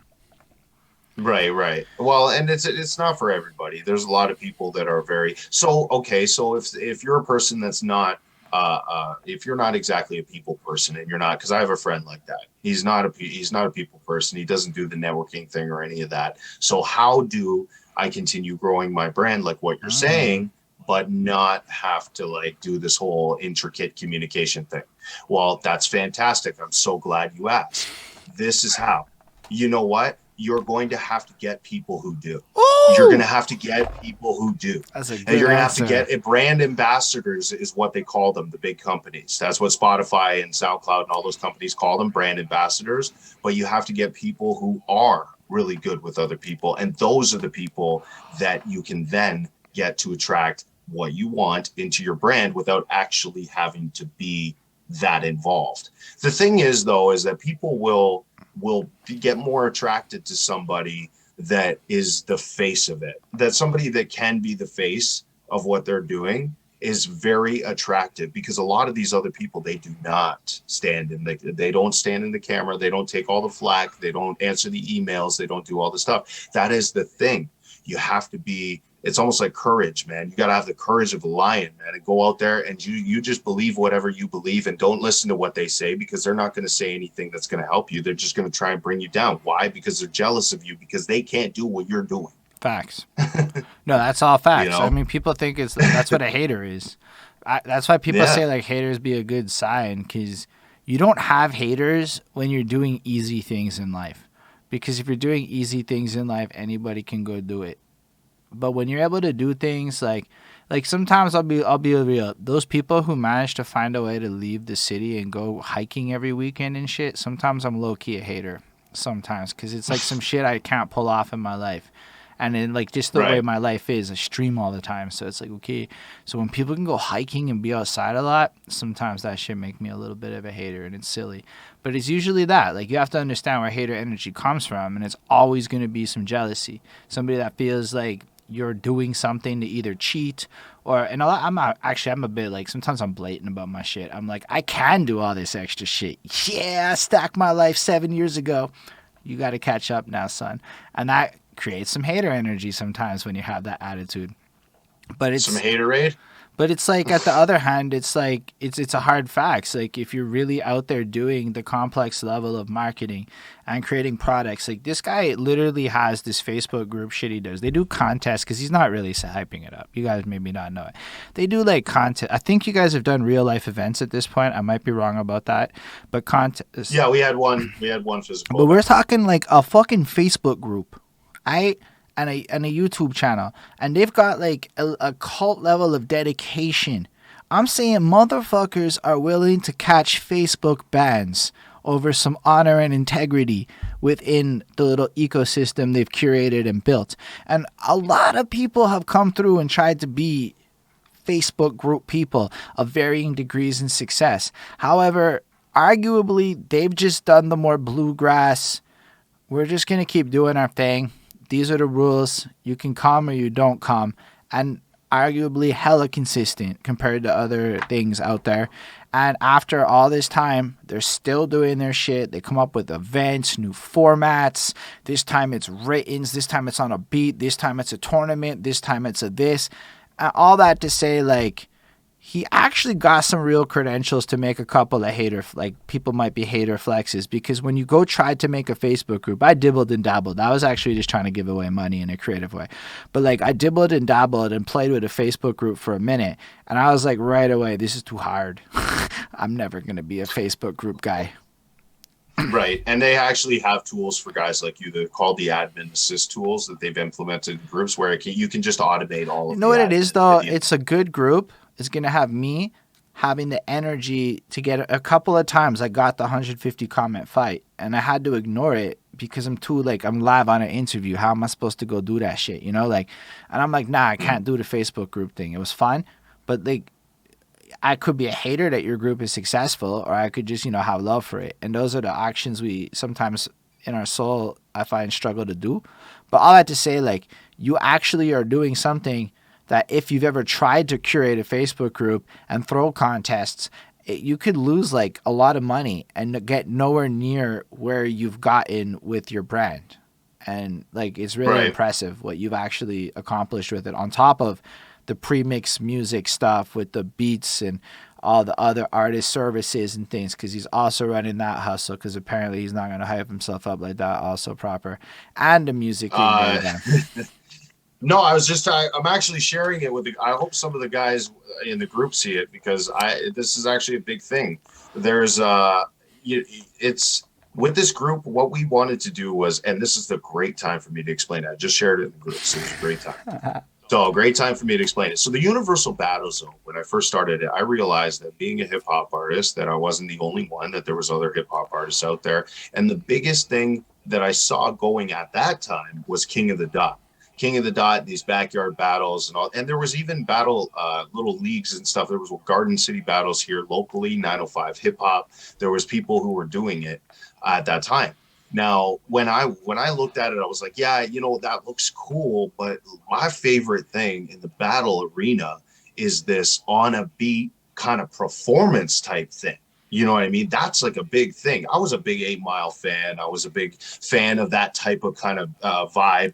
I like that the energy there. It's the best way to showcase that same energy that you would get Mm. in a live situation. It is the best way to showcase that without having to actually be there. So the closest way that you can connect.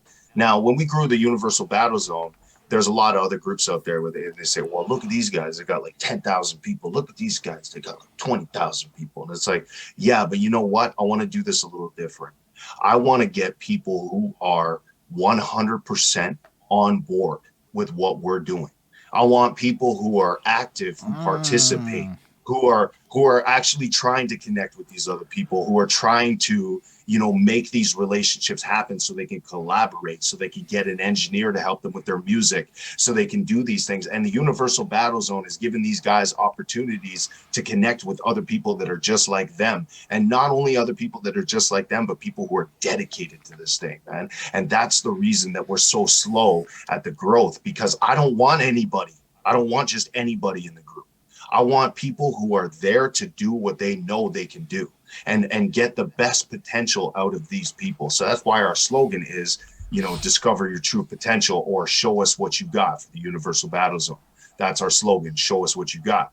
Because we know these people are talented, but I don't think some of them have gotten out of their shell yet. I think Mm. some of them are kind of still in their shell as far as showcasing their talent.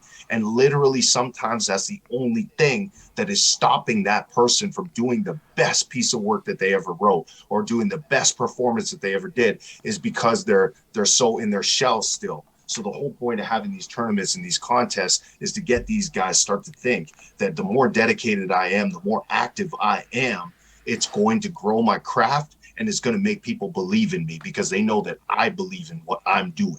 So that is a big, big thing too, because cultivating those people skills, getting people connected, bringing the best of the Yo, best of the just to best even that ever like got it. touch on to what you just said, a big hack for people skills is confidence, and a good way to get confidence is to work on your craft. 100%. 100%. That's the thing though, is that people they will constantly say, oh, I did it too. I was one of the biggest culprits of like, oh yeah, I got this album coming, and I got this coming. Don't worry, man. It's in the works. I got it. But the thing is that behind the camera, behind the scenes, it's like, no, man, no, you don't. Like, you're not working on that. I'm not talking about me personally, but a lot of cases that I've seen, it's like, no, you're not actually working on that. I remember hours in the middle of the night, trying to get the wave files for engineers, you know what I'm talking about. Those that don't, you're just pulling the stems. You're pulling the stems from your compositions, and I had to make sure it was ready for the engineer. That took like 8 hours to do in total. 4 hours one day, 4 hours the other day. So, and Hold then on, that's I just the gotta one pause. project. Because when I do my like exportings, right, it's like, blink, and that's been my whole experience exporting. You really had to like go to a. There was a time when it would take So that long. no, well, here's the thing though, is that at the time I wasn't really organized when it came to the recording. So like if I was recording, I would just do take after take after take after take after take, and then pick the best of those takes and then try and arrange those takes in the project. So a lot of it was arrangement. Okay. The So you're saying like the the exporting, whole recording, engineering, placing. yeah. Okay, I get you. I Yeah. get you. But and then there's like like processing that you're doing too. So you're trying to like get a rough idea of what you want, because that engineer, that's another thing too. So some of these engineers, they don't know what you're looking for. They don't know what your vision is. So if you have a little rough draft of what you're trying to achieve, then they can try and mimic your rough draft and they can get what the sound that you're looking for. So a lot of that took that time too. But again, so on top of that, then I'm also, creating all the media and stuff for the promo that we're doing. Like we're doing a bunch of promo for the Lyrical Monsters tournament. We're just coming into round 2. A lot of those guys in the UBZ watching right now, they know that we're going into round 2 for the Lyrical Monsters tournament, which is a big deal because these are the consistent on wax tournaments that we want to run inside the Universal Battle Zone. We found our direction. We had a bunch of things going on, and we understand that with the direction of our brand, that we want to make sure that they have a chance to battle, and we want to make sure that we give the MCs the proper platform to do that, and the people that are with them every step of the way. Because some of these other things that are going on, I'm not dropping any names, but there's some other things that I see in smaller groups or groups that aren't as organized, and people just don't know what's going on. There's a lot of confusion, and there's no real brand direction. So, and we were doing it too. We were kind of mimicking Bro, some of straight some up, of the that's a huge part of why I stopped my Facebook group. I mean, I was using it as a vehicle for my contest for a minute, and then I realized I don't know what to fucking do with my Facebook group. So how am I even right. supposed to moderate it or use the admin tools? Because like you just said, that vision and purpose shit, like I know what I want to do on Twitch. And like I know what I want to do in certain places, so I'm focusing with more laser precision than the past. So it's actually like all your advice, man, big facts in my life. Everything you've said has been like stuff I had to learn the hard way. But like, yeah, just to take a Facebook group. Now, professionally, I have a Facebook group I manage that I had to figure out all this shit for, so I have a better sense of what this all means now. But you really, like, your group needs to have a goal as powerful, like, as your brand and shit. Like, it's got to have almost like a one sentence, in a sense, for it to be successful. As you did. Right. You have a one sentence. You gave it to us already. Show us what you Right. got. And that. Show us what you got. And when you got to that point, your group would probably really like fucking flowed. Right. And I think it's a big deal is a lot of these guys, like I said before, but now that I shared it with the group, I can say it again, that a lot of these guys I know on a personal level. So it's not just people that are spamming links or people that are, I take the time to try and find out who my people are. And the reason being is because you're such a stronger group of people when you guys all know each other, when you guys all support each other and things like that. It makes you a way stronger group of people. So I want to create that vibe where it's like, if dude messages me and he's like, hey man, I'm in a jam, can you hook me a graphic for this project that I got? I'm like, yeah, you know what, no worries, man, I got you. Because I know that at that point, I'm going to get a bunch of DMs like, oh yeah, free graphics, yeah. No, it's like, yeah, I'm going to get a bunch of DMs. But no, I'm saying that in this case, it's somebody who was in a jam, they were hurting, they needed help, I was there for them, and they remember that when I launched these contests with these tournaments and stuff. They remember that, and they say, okay, well, how can I be a part of that too? How can I help you out too? Because they remember what I did, and that's why It's it's so that important. each one teach one mentality and all that. Like, yo, I wouldn't be here having this conversation with you if it wasn't for a large number. We're talking at this point 50 to 75 people who have in some way done this exchange. In some cases, I give freely over here. That's another thing. Sometimes you give freely to this guy only for that person over there to give it back to you. It's not always going to be a direct correlation, so it's really worth giving out them freebies is all I'm saying. And then Right. like you just kind of create that culture of giving.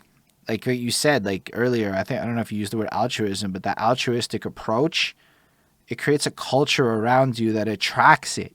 And then that law of attraction shit, yo, I don't know if Gary Vee spits that, but like them be all these people like that be spitting the law of attraction stuff because it's real. Like if you you have to manifest, you know, the crowd in a sense, your entourage based on living by example and stuff. And like the hard work thing, that is the truth, man. A lot of people do try and dodge that, but It's a big thing. I remember hearing you saying once, you can't have $1 million dream with a minimum wage work ethic. woo, Straight up. that's a Straight big up. thing. You cannot. And these guys think that it's so easy, but why are they not all doing it then? If it's so easy, why are they not all doing it? They're just feeding you smoke, man. They're It's because it's gassing you up. They're boring. just, That's the truth yeah, about it's so much shit. Like even like marketing. Let's be real. Half of marketing is hella boring. Like you get to these, yo, shut up, Boney. We got our first Facebook. We got a couple people watching, but Boney yeah, Desab yeah, on yeah. Facebook Yeah, just he's commented. what he yeah, Boney, yo, what up, man? He dropped some heavy, man. He dropped a heavy submission in the last round, and a lot of people I know were really into it. They were fucking with what he was doing, man. Like it, and that's the thing is that these guys are coming in. Some of them are just like he's new. He just came into our first tournament that we put online. Shout out Boney Savage. And and then also he's up against OG Verbs too. So and Mm. he's another kind of seasoned vet in our group too. He's kind of put in a lot of work. I've He's had to give participated a OG lot. Verbs So money. Is all I'm saying. yeah. But you know what? You know what though? I'm happy to see this finally the gears turning. Like it's been a long time coming, man. To have the gears turning and these tournaments launch and to be able to give them opportunities, man, to collaborate with other people and get friends in the same thing that Mm. you're doing. It's hard, you know what I mean? Because like I said, a lot of people are about themselves, man. They're not So about yeah, that you, and they're means we not about gotta give you a quick shout out there, because all things considered, what you have cultivated and created a space for people to get together and whatnot. And while I can't say I've succeeded on Facebook, I do try to, with my life, do many of the things you're describing, and I feel like it's just you deserve that shout out for giving that much of yourself. And I'm not looking for my own props here. Whatever, I get that. But it's more like you deserve yeah. that shout out because, like, I don't know how many people give it to you, but, like, that shit's, like, really hard to give that much of your soul. Plus, you have kids. Because keep that in mind. I don't have kids. Yeah. So, like, anything he's saying, he's more sleep deprived. He's just way more stressed and way more on edge. He can't sit there and chain smoke 6 joints type thing. Like, it's not the same when you have kids. Right. Well, you know what though? A lot of these guys, that's the thing, man, is that a lot of these guys have kids too. Like a lot of these Oof. guys are fathers and they all put their time and energy into these events and still even having those kind of responsibilities. And I can't even take the credit without giving credit where it's due to the team. I got Evan Browning on the team. We got Izzy from Bar Breakdown. He came in to help out. And I got my man Redo, man. I can't even say enough about him. He sponsored it right from the jump, man. When we had like 20 people, he was in there helping us out. And there's a lot of people that came and went, man. So it's like they can sit there and say whatever they want, man. Like because if they say they put in something to it, and that's great, man. We appreciate you, but we got to keep moving, man. We got to keep growing, man, because this is a moving ship. This ship isn't going to stop because you stopped, you know what I mean, kind of thing. So it's like I really appreciate people who put into what we're doing. I appreciate the love. Thank you. I do appreciate that, but that's not what it's for, man. I'm not doing it for the love of people, man. I'm doing it for the love of the culture, man. For my passion for hip hop, for my passion for the culture, man. That's why I'm doing it. And I want to help other people too, because I know that I know how to market. Like I know my marketing and they don't know that, so You I know can what's help fucking them. wild? Is every single person that I've ever met that's really good at marketing right now, that I think is really good at marketing, is into that altruism give back tip. Everybody I know that ever figured out marketing these days instantly becomes like a philanthropist in the making. Right. And you got to help your people, man. Like you can't just leave them high and dry, So like I'm a believer that But it's it's also once you so give, baked into hip hop. Like everybody you yeah, listen to is like whole team stunning. What does that mean? That means that not you are just stunning. It means the whole team also got to come through like that, or else you ain't really winning. Not everybody's going to be like that. You know, there's some people that are only about the grind and and which is fine, man. I get it. So it's like, I know some guys that are very serious into their work, and I don't really hear too much back from them. And I still give them little shout outs here and there in the inbox and like shout outs on the internet, but that's okay though. You know what I mean? I'm not upset because I know dude's busy. Like I know he's busy, man. So, and he can't get back to everybody. So I'm not even sweating that. You know what I mean? As long as I can put my helping hand into something and do something for him, that's how, if you can do what you need to do at the best of your ability, that's how those people will come back. They'll remember you. You know what I mean? Because you actually took the time to help them out. You actually took the time to get to know them on a personal level. You know what I mean? So that's a big thing too, man, is a lot of these guys, I'm starting to get to know these guys too. Like in this tournament, I don't know. So like there's a large chunk of these guys I don't know because they came from different places. So this is an opportunity for me to, you know, kind of get to know these guys too, as an MC, as a person, as a father, whatever your situation is, because that really matters when it comes around to you sharing your craft with other people, when it comes to you getting other people to believe in you. That's when you show that you believe in yourself. You show that you can help other people. That's how you succeed, man. So we're going to keep doing the same thing. Like I said, and I got a night, like I'm happy to have the team, man, because I remember doing it when I had no team, when there was no team. So I remember when there was no team, man, and every job had to be done. The graphics, the video, the promo, the voiceovers, the you name it, I had to do it, man. Just a man wearing many hats. So just to be able to have good people behind you, Honestly, helping you. I feel you right there. And I have to pause that to say shout out Chris Crum who gonna edit this shit, because I remember when I would do this and then immediately after go edit the motherfucker and have to listen to myself talk and the conversation. It's done. The only reason you guys get timestamps is Chris Crum. So everybody got to give love to the people behind you, and like and that. Just shout out Chris Crumbs.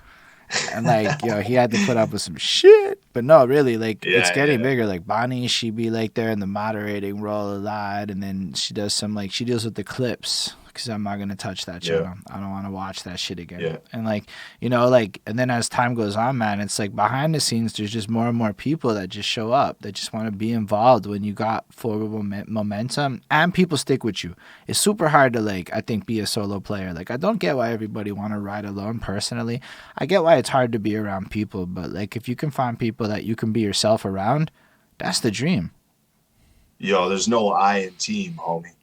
Straight up. That's what it That's is. the way it works, man. There's no I in team, man. Like you need to be a team. And I remember going to a Raekwon concert. And it was the first time I've ever seen the guy live. So I was super excited. I was like stoked, walked up to the front and everything. And as soon as Raekwon came out, everybody's screaming. And, as soon as he goes up and grabs the microphone, literally, I shit you not, the first thing that came out of his mouth, this was in Toronto, he's like, yo, before we even start, he's like, yo, all you guys in Toronto that are doing music right now should be helping each other. He's like, all you guys are trying to you're like dogs over a scrap of meat. That's why none of you are eating right now. He's like, if you guys work together as a unit, you guys could accomplish amazing things. He's like, you guys need to work together, man. And that was the first thing he said opening up in the concert. I took that to heart, bro. I took that to heart because I was like, man, this guy is like, yo, he made it. He's got a hell of a resume, this guy. And instead of opening his act and instead of coming out and just doing his songs, which is what he's paid to do, he actually went out of his way to give you a nugget of knowledge. Working with other people is a good thing. Ooh. That's not a bad thing. I agree. You know When Raekwon drops it, it's not just a knowledge nugget. It's a nugget of knowledge. I agree. That's like a big Right. knowledge nugget. I fucks with that.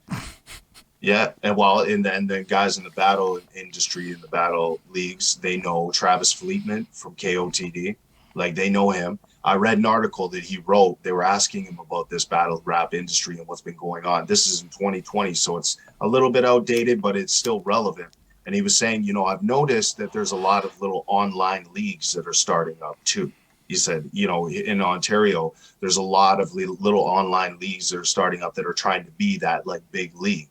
And he said, my advice to people who are out there who are starting these smaller leagues is that you need to be about the culture. You need to be about the people, about the culture, and you have to have passion for those things. And if that's what it's about, then that's how you will grow. Because of the fact that too many people are about the brands. They're too about the brand and the growth and all of these things, and they don't really understand that the people. Yo, Richard Branson. Let me drop you another one. Richard Branson, Virgin Music, right? He said a company is just a group of people working together towards the same goal. Facts. He did say that. That's all it is. A brand is the same thing. It's just an established brand is a concept. It can be a lifestyle. Battle Axe Warriors, Bad Child. He abandoned. I would argue that the most successful brands are lifestyles. That's like the top tier of lifestyle brand. So I didn't want to bring up the Battle Axe Warriors because I know there's a bunch of people who are like, who cares about that guy? He abandoned his people. But if you go into the history, history, that there was people who were riding motorcycles all over the country with these jackets on. Battle Axe Warriors jackets and stuff. It was crazy. It was a culture. It was a lifestyle. It was in Swollen Members. When Shane Bunting was in Swollen Members, he developed a culture and a lifestyle where to the point where people thought that they were in this biker gang. They thought they were in this biker gang. Just to give them credit, they've evolved now because they're still around. I performed at a Battle Axe Montreal fucking event over the internet during COVID. And they tried to like get me to open up a chapter. I'm like, hold on, you guys are going a little too aggressive with me. I do not know what you represent. But I looked into it, and they're like a global charity now, and they do like a lot of really amazing work. And I just want to give love to what they are now. They're not what you think. They're not like the same thing. They separated and became a new thing. Yeah. And you know what? Shout out to Evan Browning again. He shared the stage with them once, but you know what? It's at the end of the day, I wasn't really too happy with his choices about being the one-man gang and everything like that. Like, I wasn't really too happy about that. I won't even comment about that. There's people that have their own opinions, but guess what? The guy developed a lifestyle brand. He did. Called Battle Axe Warriors. And that's the thing, is that if you can get it to such a thing really where good people example. understand. And that's the thing, is that if you can get it to a place where people understand that this is a culture, this is a lifestyle, this is a passion-based thing. If you can get to that level, people will ride with you right to the end. They'll ride with you right to the end, man. Real truth, though. Like, everything you're spitting, I can, like, say to a degree I'm either living or aspiring to do, to some degree or another. And there's a lot of people that were, like, that's why I said, like, I just wanted to finish the thought with Travis Fleetman's article. He was educating other people who were trying to get into battle rap just like they did. Just like they did, to try and get into the battle rap scene, to try and grow their own little kind of culture, which is still possible. You could still gain market share in the battle rap culture. Of course, it's always possible. I guarantee you TikTok battle rap is wide open right now. Bro, don't even start, man. I got plans already. I already got plans. Bro. Fair. He's going. I already got plans. I got it. I already got plans, bro. But anyways, yeah, if anyone caught that statement on the live, he is correct. He is absolutely correct, man. And the fact how is, I know is it's wide open? Because I've actually been trying to do my research on Montreal rapper hashtags, and bro, you know what? How few TikToks there are right now for any localized thing? It's fucking wild. There's not enough TikToks. So what we're gonna do? As like I said, we have a ton of different ways that we're developing to try and support our battlers, our MCs. That's what it's always been about. So one of them that we just launched was the BeatStars movement. Is just kind of, and the reason being because my website I was having difficulties with my website. There was some guys who were having trouble downloading beats and shit. So I just turned around and I said, you know what, we're going to switch it over to these guys because they know what they're doing. Now, here's the advantage of that. Now I can contain all of the beats and everything that we're going to be using. These guys are going to be using beats in future tournaments, in future events. And now I can contain it all in the same space where everybody can just go in there and grab what they need. And it's all listed there perfectly for them. So that's why I went that direction, because it was about the battlers. It was about how difficult and complicated it is. May I ask a question just to make sure I understand what you're saying? You gave up the proprietary come to my shit to go to the easier BeatStars route for the sake of people, is what I'm understanding? What I did was to make it more easier, to make it more convenient for people to access this stuff. So because it was my bad and I don't have a web development team, I decided, you know what, I'm just going to switch everything over to this platform to make it easier for the battlers. And I've decided that 30% of all the proceeds that we ever get inside that store is going right back to the battlers and the MCs, because the events, all of the promo that we do, the things that we give away to the people, that's what we want to do. Is we want to recycle the music that's up on that store and then the proceeds back into our battlers, back into our MCs, because that's what we're about, man. We're about you guys, man. And that's why we've always been doing this. And the next thing is, I'm glad you brought it up. We won't go too far into it just to give, we don't want too many sneak peeks out there. But you did bring a good point, man, with the TikTok, with a bunch of other things that are happening right now. We have a whole strategy that is once it's implemented, when on these two platforms, TikTok and Instagram, once we have this strategy implemented, it will be so accessible for people to battle. It's going to be stupid. It's going to be like instantaneously. They can, in an instant, they can battle somebody. Now, the thing is that is not in full fruition yet. So that's why I don't want to give away too many. Oh, say I don't want to give word. away too many. No, I hear why you're saying I don't that want to right give. now. My brain is already set. Okay, I hear you, bro. Yeah. So this is a big thing for a marketing guy, for a marketing team. This is a big deal because this is really exciting, man, because this is carving the way is what we're doing. The Universal Battle Zone, all of our people, all of our supporters, what we're doing is carving the way to the future of on wax battle rap. We are carving the way to the future because this is the facts are is that so many people in the world love doing it, but they can't all You be know in the what's same wild place. is I've had the privilege of talking to some of the people who are pioneering shit like battle rap in all capacities behind the scenes, and nobody want to go back to beats. So it's like there actually is a bit of a vacancy here where not a lot of like, and there is a desire for it. Like Ismail, who's in the comments, right? Anytime it comes up, he always seems to have this preference for that like scribble jam over a beat era, right? And that's his Right. preference. I fucking love the theatrics of the acapella battle rap. Don't get me wrong, but the fact that there is just this whole like it's almost like the culture moved, and then what's going on over here, you know? And I'm not saying it's not out there. I promise if you look for it, it's there. But I don't feel like beat battles get the same love and recognition. And you, unfortunately, because of the fact that it was a big thing, right? Like KOTD, they launched quite the established brand. And the same thing with the URL, what they were doing. It was just insane. Like everybody was so gravitated to that. It became okay for anyone to be a rapper at that point. Like anyone could put together this stuff or anyone could do these things. But the thing is that they kind of lost the art. You know what I mean? I feel like they lost the art because anyone thinks that they can be a battle rapper, but not anyone can write like that. Not anyone can perform like that. Not anyone can get those followers that are on that tip. You know what I mean? Not everybody can do that. So it's like there's a performance disconnect, and that's what I was after.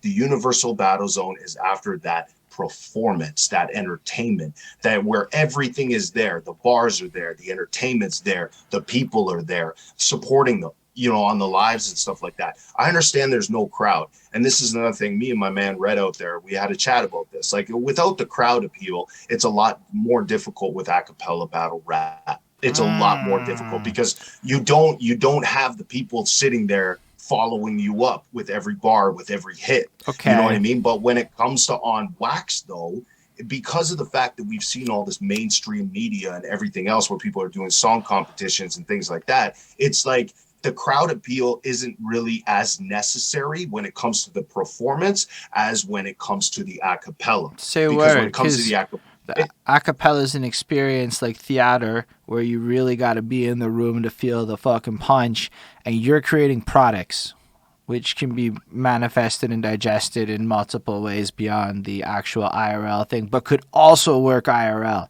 That's wild. right. Yo, So they have. So a good example was I brought up.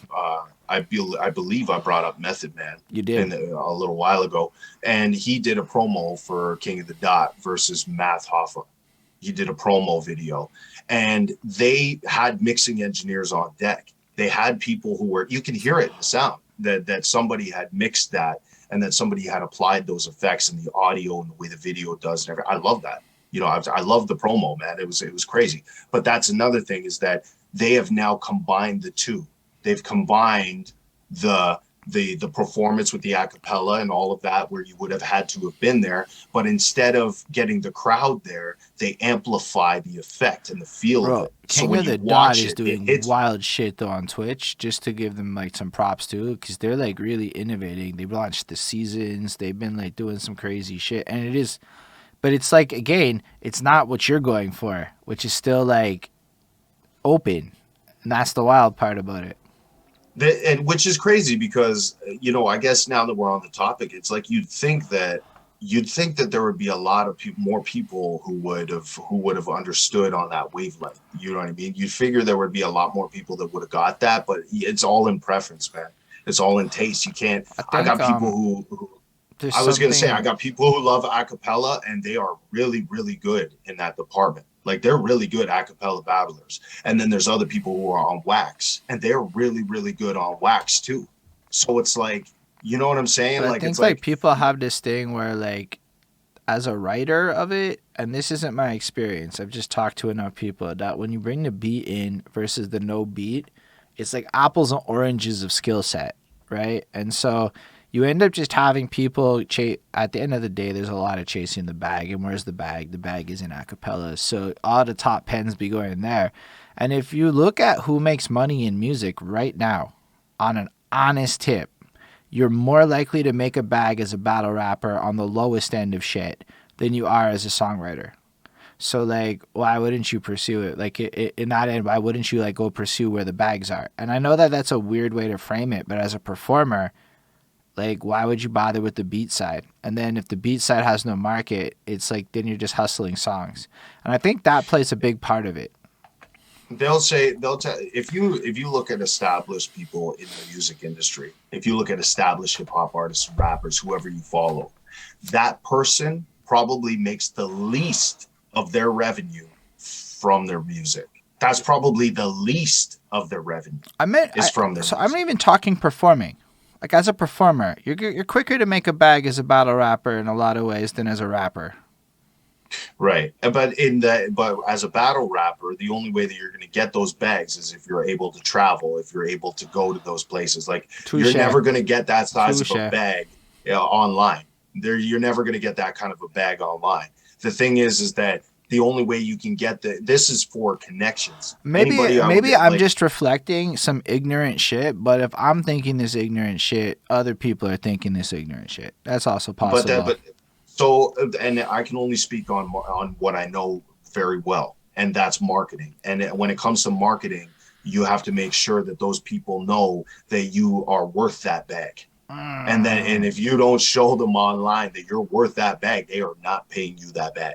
facts. So that's the thing. You can't sit there and say, like, we had this issue with judgments once. They were talking about judges, and one person mentioned, how can you get this man to? I had a friend of mine that was months and months back, a very, very good friend of mine. I've known him for many, many years. This kid is obsessed with hip hop, obsessed.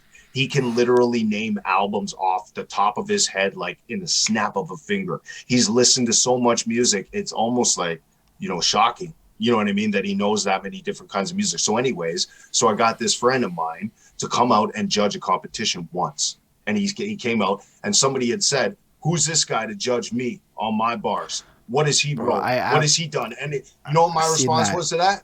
You know what my response was to that? Yo, this guy right here, he's purchased more albums from actual artists than I've ever seen anyone else. This guy has listened to more hip hop and rap music than anyone else I know. He is probably the best, most unbiased judge I could ever find for this exact competition that we were doing. And they Mm, were upset because the man doesn't have a name. They were upset because the man he's not a hip hop artist, or he doesn't do this, or he doesn't do that. And I said, you know what, though? This is probably the most unbiased opinion I'm ever going to get. This guy doesn't have a specific flavor. He tries every food. He doesn't have a facts. specific flavor. Also, So this is the best arguably, person. on another tip, I don't know how much I'd trust the performers to be judges. Like, That's another thing, man, is as a performer, as an artist, as a hip hop artist, I'm the biggest critic of my Right? own work. Biggest critic, man. So it's like when I'm judging somebody else's work, I try not to keep it too personal, because then it's going to be that over criticism. And then it's going to be like, you're not even giving the guy a chance.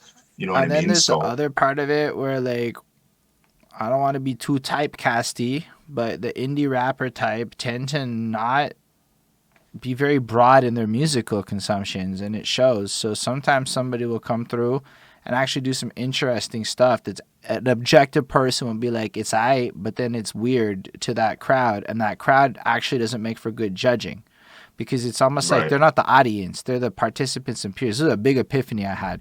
Like, a lot of the Montreal English hip hop scene, which on Facebook at least there's a good 600-700 of us that are all like connected. We all like for a long time chased each other's likes, and it made me go, this is kind of weird. This is like if we're a bunch of companies and we're more worried about each other liking each other than any of us trying to get like clients in the door, which is kind of what was happening for a minute. And then I realized that, like, in a sense, we're all peers of each other. We don't have the best sense of what the audience even likes, what the real right. fans appreciate. So maybe it's like not the best experience to even attract fans to have the artist always be judging unless they've got some credential. But Homeboy, that's a real fan, that guy sounds like the perfect judge. Absolutely. The thing is, though, is that, and again, this bias comes down when it's like, if you got a dude that's part of your group, and he's on the card, you know what I mean, and then you're being a judge on the card that your homie's a part of. It's Mm. like, that's why the people are like, well, obviously you're gonna vote for your homie. And then that's when people start thinking, oh man, this is way too biased, or anything else. That's why I try and maintain a neutral stance. I love that we're getting into this, because this is a big thing, man, especially in battle rap. They want to make sure that the judgment system is on point. Well, we've innovated some ways to make it on point, because we also factor in that the crowd has a different appeal, especially if this dude's got followers. So if we do a little precursor vote inside the group and we do a little poll, and then you'll see how many of the little followers this guy's has, liking and voting for him and everything else. And then when it comes down to it, like my homie Izzy, he does the bar breakdown. It's only about the bars for him. That's what he loves the most. He loves the wordplay, the double entendres. He loves the references, the metaphors, like all that stuff. But for me, it's not that I don't love that stuff. I do, but for me, it's about creativity. You know what I mean? I Mm. like creativity. I like performance. I like the energy. I like the entertainment. You know what I mean? So I'm a big guy for that. And then for my other homie, Redo, he's like an analytical guy. So he likes the bars too, but he's also very analytical. He analyzes everything. You know what I mean? And then I got my homie E. Browning, who's just kind of he's like more or less a positive motivator. He's shared the stage with a lot of major players, and he has a lot of credits and a lot of history in this thing. And he's not to mention he's helping us with the team, man. He's part of the team. So it's Facts. like I can't thank my people enough for being a part of what we're doing. And I can't thank the battlers enough, because they take their time, their energy. They put in a lot to this stuff, and we appreciate it, because when we show everybody what we got, you know what I mean? Because that's our slogan, is show us what you got. But now we're going to show the whole culture of battle rap what we got as Mm. Universal Battle Zone. We're going to show them what we got. You know what I mean? Because there's a lot of people that don't take it as seriously as we do, or they don't have the extra bells and whistles, or they don't have the marketing strategy, or they don't have the branding, or they're struggling in a lot of areas, right? So that's where we get set ahead, because we know what direction we want. We're going to continue doing these tournaments. We're going to continue doing these battles. We're going to continue doing these events. And then we're going to eventually show the culture of battle rap that we do belong here. And that's exactly what it's about. So again, at the end of the day, we started something from absolutely nothing. And the reason that we grow slow is because we want to make sure that you're on board with what we're doing. I would rather 20 guys like you that really actually fuck with what we're doing than 1,000 guys who don't do nothing and don't even share your stuff, nothing. The only thing they're doing is sharing their own links. They don't even talk to any of the people in there. They're Mm. just there for no reason. You know what I mean? So that's it. And you got to inspire people too, right? Like, you can't just expect everybody to be full force into what you're doing. You got to Mm. inspire those people too. And I get that. So that's basically our job, is to keep you motivated, keep you inspired, to keep you moving and keep you active, man, because battle rap's a huge part of your craft, and it's a huge part of the culture, man. So, and that's what it is. Yeah, I mean, I believe that. I've seen a lot of the stuff you're doing. I mean, I don't know if I'm ever gonna get into being a battle rapper myself, but I do. I have become a big fan of it, which is not something I ever thought would happen. But then you watch some legends and you go, oh, I get it now. So I mean, I'm all for it. Plus, y'all in Canada, so I mean, come on, I gotta rep the home country in this shit. Give KOTD a little bit A lot more. of our guys are from the States, man. A lot of our guys come from But the that United States. means, Like I I don't know, I'm gonna put it like this, and this is just a little personal thing. That means you're gonna bring a bunch of Americans up here, and get some American money up here. I love it. Just even if it's their little tourism dollars. yeah. You know what though? I want to try like And my I don't goals in want to. the I'm not next. trying to make you sound like a capitalist, whatever. I'm just saying, as No, a no, no, personal no, no. It's person, never been about that. it's like I love the idea of Canadian culture being exported to the States, and we flip it, and Americans give us some love for once in that regard because our shit's fire. Yeah, and you know what though? Shout out to all of those, all of our guys from the states because some of the, and I hate to say it, like I don't want to go this route because there's a lot of controversy there, but Mm, I've seen some really talented folks, man, coming down from the states, talented cats facts. that have a lot of skills in comparison to some of the people we have here.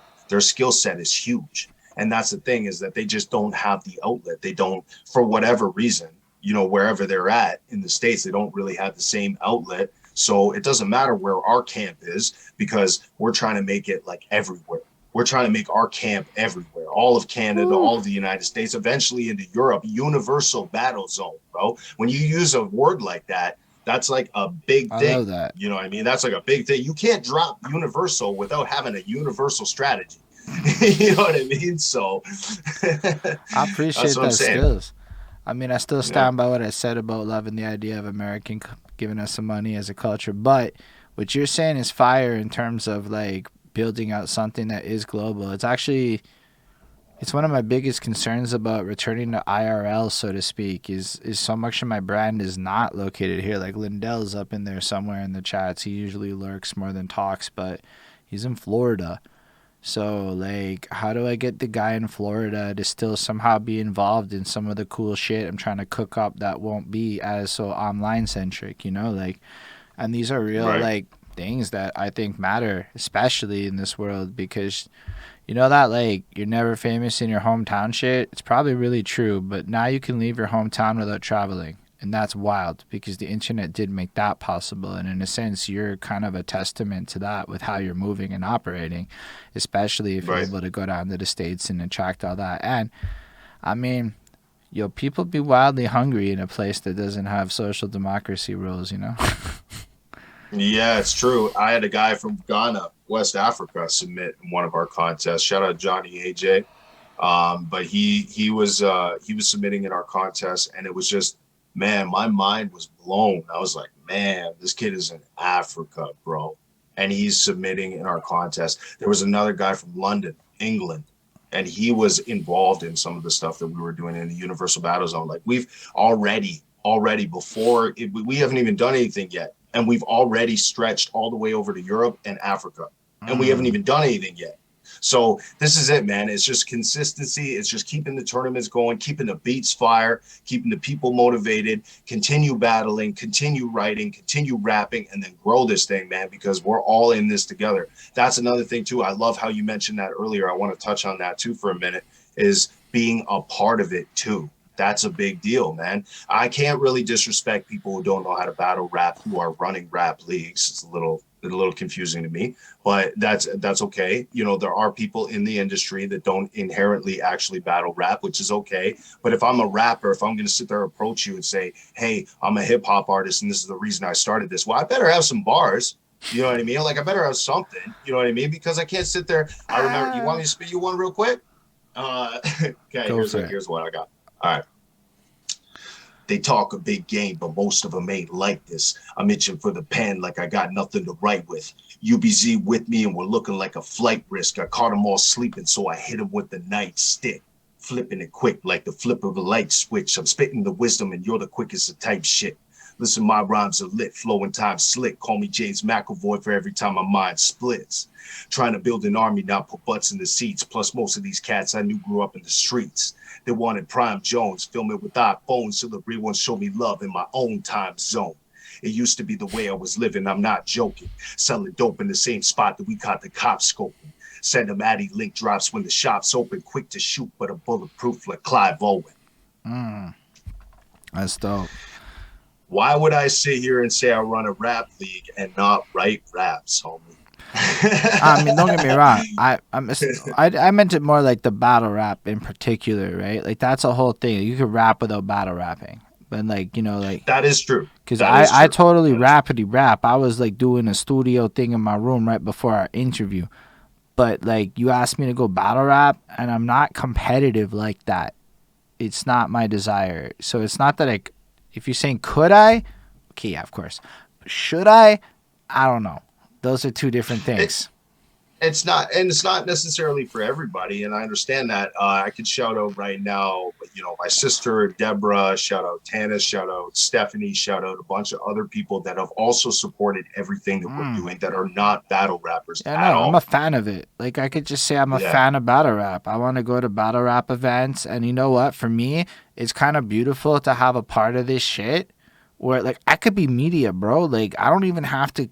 It's just cool. I can just love the shit. And then when I go to music, it's not like that. It's just not. Whenever it's all weird. Battle rap for me at least is like, wow, I can like be like a regular person again cuz like it's not regular. I do album reviews. It's weird. Music is weird.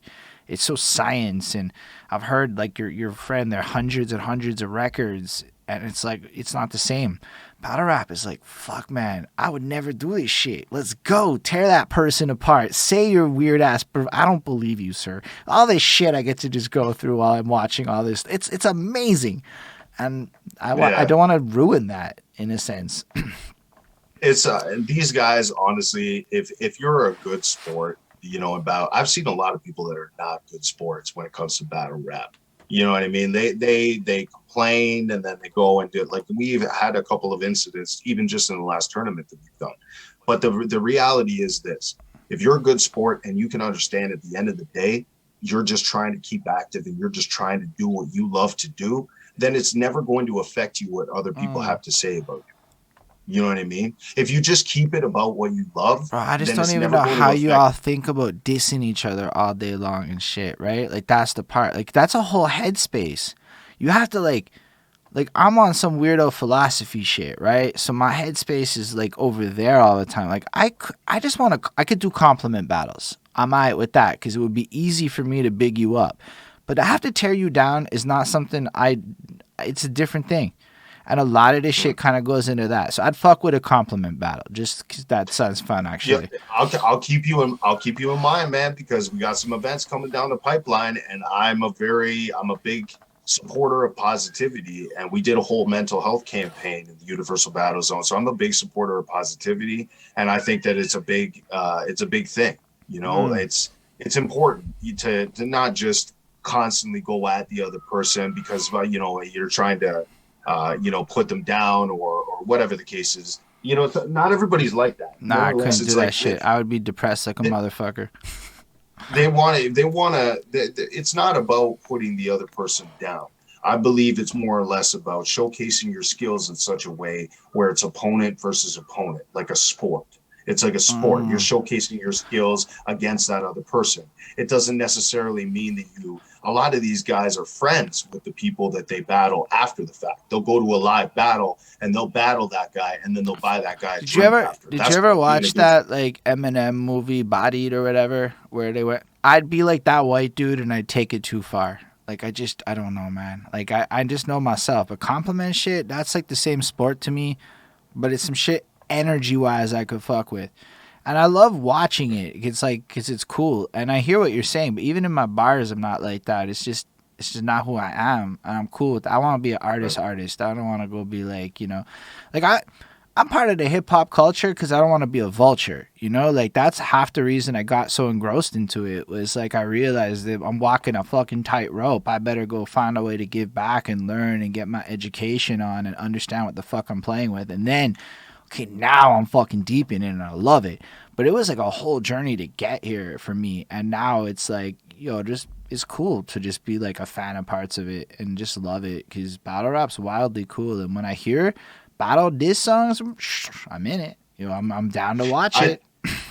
if you're looking at the history of the group and some of the things that we've accomplished, we've had some battles between guys that would appear to hate each other in these battles, would appear to, but their skill sets that they showcase round for round, bar for bar, you cannot compare that because this is raw talent. Facts. That's what you're seeing. You're seeing raw talent that you would never even be able to see if there was no internet or if there was no way for you to connect with these types of things. You would never be able to see this raw talent. You would never have the chance to actually see someone's growth as an artist, see their journey as an artist, as an MC. And that's what we're trying to facilitate, Love is it the though. journey as the battler, the journey as the MC. So, That's what it's and supposed that to shit I totally appreciate. Also, I just want to shout out Red Out, who is also saying most battlers don't like compliment battles. I want to big someone up. I fucks with that comment. Just had to throw it out there. be. Yeah. See, that's my homie Red Out. And he's, it's important. Like, what he's saying is facts. There's a lot of people that don't like to do that because they're more about the thrill of being able to cut somebody up, the thrill of being able to lyrically destroy that man. Oh yeah, I bodied that guy, kind of thing. Like, I see what Bro, people are I doing want to with it. make motherfuckers beam so big, maybe they shed a tear on stage and break their fucking bravado because I'm spitting such joy in your face. Well, I don't know. I mean, that sounded like borderline threatening. Like, I don't know what that was about, but It was yeah, just yeah, I yeah. got So hyped maybe we up. got to we got a spot. Maybe we got a spot for you in the Universal Battle Zone, Bro, man. If you're gonna hype that up. I'm down to collaborate shit and figure out stuff in the bigger picture. Cause I mean, I don't know how it manifested, but yo, imagine that, like, cause it's absurd shit. It's absurd to watch super aggressive kindness. It's absurdly. That's what makes it entertaining for the average person. Right, right. And that's the thing, is that we have a ton of options available. It's like you said in the beginning. The world is our oyster, man. We can do whatever. If we want to take this to the next level, if we want to be a leader in the battle rap industry, we can do that. That's the thing, is that people tell you can't do something because they can't do it. That's the only reason they're saying Facts. that to you, is because that's not something they can do. That's why they're saying that you can't do it. So let me just switch that narrative. You can do whatever you want to do, bro. If you put your Facts. mind and your That's what energy I to was it, you can saying. do It was whatever you about the want. minds and the energies. It's so that's why you bridge the gap. That's what this show is. You find where you at, you find where other people are at, you bridge the gap in the middle, and you find a way to create magic that maybe never even existed before. But that is very true. In fact, working with other people that are in the same thing. So for on my level, it's like working with another league or somebody that's doing the same thing as us, and then collaborating our efforts so that we can showcase not only what we're doing, but then big ups their league too. People would say that is some sort of like you're just trying to leverage their network or whatever. Like, people have twisted opinions, but that's why it's so important not to listen to other people, Nah, man. in fact, Like, it's like I try so hard, and maybe I'm not the best at it always. Like I forget sometimes, but I try really hard to big up any other, especially English in Montreal, platform that does something in the hip hop scene, because like being right. English in this city is weird in a way that it might not be the same for y'all. But like sometimes people, Let me tell you, if you were downtown Detroit, it'd be a different story. yeah, but like just Montreal's a special place, right? It's just a special place over what it is. And the thing is it's like 4 million people, so it's a weird special place because we're like one of the most populated places, but it still kind of feels like we're struggling in a way that isn't whatever. So my solution is to try to highlight everything here so that the scene can see what we are, and take some pride in what we are, but then also like work together. Because like, yo, what's lit is when 18 brands are sponsored together on a flyer working together. That makes me as a consumer more like, I want to show up to this shit. It's not hot to have like only 2 people maybe. And it's like, but then we all don't know how to play nice together. And I'm only learning how to do that now. I'm not saying I'm the best at it, but we all are really bad at it on truth. And Yeah. it, Politics it's a big, unfortunately, people are very proud for what they do, and there's nothing wrong with that, man. I'd never disrespect somebody else who's proud of who they are or what they're a facts. part of. There's nothing wrong with that, man. But the thing is that you got to learn how to work with other people, man, in the same industry. Because if you can't get along, and then you know what, I'm putting my foot in my mouth. I bet you Red Out's watching too, because I've gotten heated in some situations, homie. I've gotten heated in some situations, and I've gotten upset for no reason, man. Like it was just and broken relationships. Like I'm building relationships, yes, I'm connecting with people, but there's the relationships I've burned in the Yeah, past because of stuff like but that. let's be real, You Mr. know? Jones. There's not a person in our position that doesn't have a pile of ashes next to the foundations we're building. Okay, because that's the facts Mm-hmm. of that situation. Like, look, I'm not sitting here. Sure. Bro, there are even moments, and in one person's case, where I'm like flat out the aggressor of the situation. And should I run into this person and there are consequences, I deserve it. Because even in my heart and soul, I know I said the dumb shit. And I had, like, and I broke that guy's, like, we all have moments with people sometimes. And then You're a bigger man. You're a bigger man in that situation, man. Recognizing you had like the first step to finding a solution is recognizing there's a problem.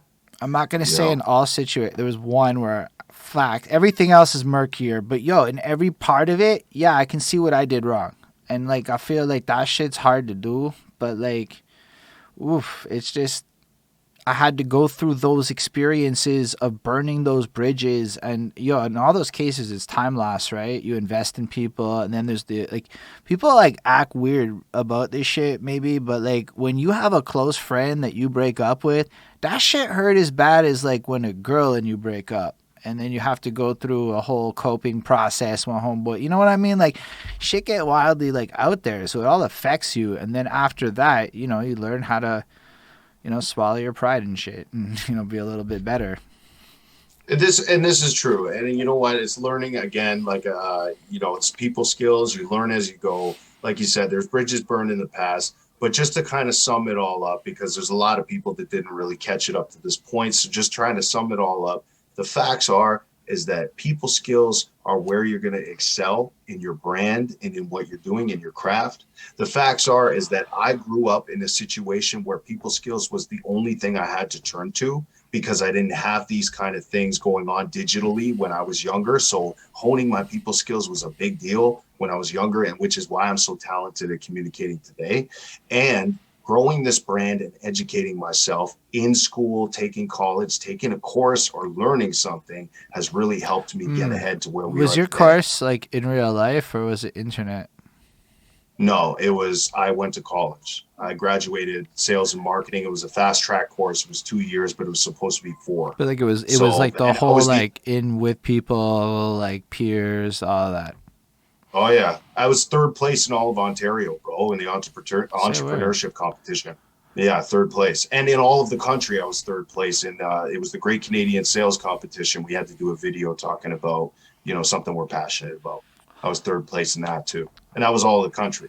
The thing is that like in school, I learned a lot about people and how you have to connect and how you have to operate if you're ever going to if you're ever going to be a professional or think about yourself as a professional and what you're doing, you got to learn from other people who are professionals. So that's what I did is I went and connected with some of the guys when like I can't shout out some of these guys, man, because they don't follow this type of stuff. But Well, I I mean, had a you can really shout them talented out professor. always. It's a Neil Thornton's is a good influencer too. He's one of the more established business consultants here in the Niagara region. This guy taught me how to be aggressive in a situation when you're trying to get your point across, but you want to be nice about it too, and you don't have to be rude. He taught me how to like de-escalate conflicts and stuff in the middle of situations that are really, really bad. Like these guys give you skills and little nuggets and gems that you can use later on in life. When it Mm. comes to my lyricism and my growth, it was people I looked up to that I was learning from at the time. There was an artist, his name was Sazy, and then there was Tino, and there was Chewy, the UTVMG. There was Marcel, aka Mufik. He switched his name after a while. He was somebody that I also followed too in his music. These guys are just local guys. They're little like local legends almost. You know what I mean? Like it's not on the mainstream or anything, but if you ever like follow their work, you know that these guys are the big deal, right? So I was just using my influence locally and I started bringing it into a brand. Now we're doing battle tournaments. We're actually in the process. If for those that didn't hear earlier in the interview, we're in the process of round 2 of the Lyrical Monsters tournament. We are actually amping up for tournament 2, which nobody really knows yet. So that's a sneak preview. We're amping up for tournament 2, and we're going to be consistent. Like, we're never going to leave these people high and dry. We want everybody to be as active as possible. So that's why we're doing this the way we are. And I'm in the middle of releasing an album too. This Path Chose Me. It's been in the works for a while. That's 5 tracks, this EP, and it's a big deal, right? Because it's a story of my life and the struggles that I've had in this time building this brand and being a family man and dealing with all kinds of things. Like, it was a big deal for me. So if you want to check that out, my history in music, you can follow along. If you're a battler, MC, rapper, somebody who's interested in any of the things that I've talked about, you can check us out at the Universal Battle Zone group on Facebook. We are also on TikTok, Instagram, and Twitter too. So if you guys want to follow along with us, you can. I do appreciate Stephan, giving me the time, man, like to come on your show and come on the interview, man. No, I I appreciate appreciate that. you. Yeah, it's Holden is the name. Did you have any other questions for me during the interview? Honestly, no. This is usually how the interview just goes, right? It's like we just talk, and then usually it just kind of flows. And yeah, don't get me wrong, it's 9:30. I see the time too, and I'm like, Yeah. So, well, and I have another project on the go too, which, as those who did follow along earlier, they know we got the BeatStars account in fruition. So I have a ton of different projects that I'm trying to load up to this account. I also have, again, we're working on the promo video for these guys. We got Stigma versus Ashabim coming up. We got OG Verbs versus Boney Savages coming up, and then Stash the Dope versus, oh man, I'm having a brain fart right now. I'm having a brain fart. It's fine. You know what? It's gonna be sick, man. These last battles are gonna be sick. And a lot of these guys, that, like, if it wasn't for your support, man, we wouldn't be able to do it in the first place anyway. So I do appreciate everybody that supported. And go throw this man a follow, man. This guy is working hard. Stephan's out there interviewing all kinds of people for music. He's got all kinds of background stuff going on, right? Like, what else do you got going on right now? oh man, we're doing a bunch of shit. We're setting up for IRL basically. Well, music is my focus is songs, so I'd be working on music all the time. I released a fuck ton of music. I was like, I could do that, but I could also just go do this because I'm set up here, so it's easy peasy. We're doing the interviews. We're setting up to create a database of all the English Montreal artists that are hip-hop in the city. I want everybody in this, like the whole city. Like, nobody's doing it because why? I don't know. But it's really hard to Google Montreal rappers. And we're not the best at social media or the internet because there is an advantage to being good at that. So somebody has to do this part. So we're doing that. We're gonna do like a lot of park shows. So I found out that amps aren't expensive. Little like $50 a month thing. You can plug in 2 mics and it Bluetooths the beats. So it's like we're gonna do almost like shows in the park where like I try to book people. Because I think sometimes people go way too high key. And then nobody's nurturing the low key. So I'm going to try to nurture that low key. Because, if we can just get grandmas in the park talking about our music, then, it transcends. Grandmas will wildly hustle your rap to everybody if they, like your rap. I'm not playing. Like, they'll be like, I found a rapper in the park. You should check him out. Like, that's some real ish. Y'all may not know that. But like, the leader of the retirement homes, ladies and gentlemen, bro, because it's a different era. Everybody hears rap now. It's not like it was. But then there's also just performances. Like, I got booked already twice in April. So like, I have a show on the 2nd and the 24th. So like, I'm like, say what? I gotta go politic. So my summer is about to be like probably slow down the interviews actually. Just so I can focus on being at events, right? Right. And then find a way to incorporate streaming into that, really work on music while I'm in this fucking buzz, and then maybe pick up some of the more stationary shit because I don't want to fucking leave my house in the winter. So it's like, right. figure out ways to balance that. But like we're just kind of growing. We have a couple of things too with regards to VR migration. So like TikTok's open, VR is super open.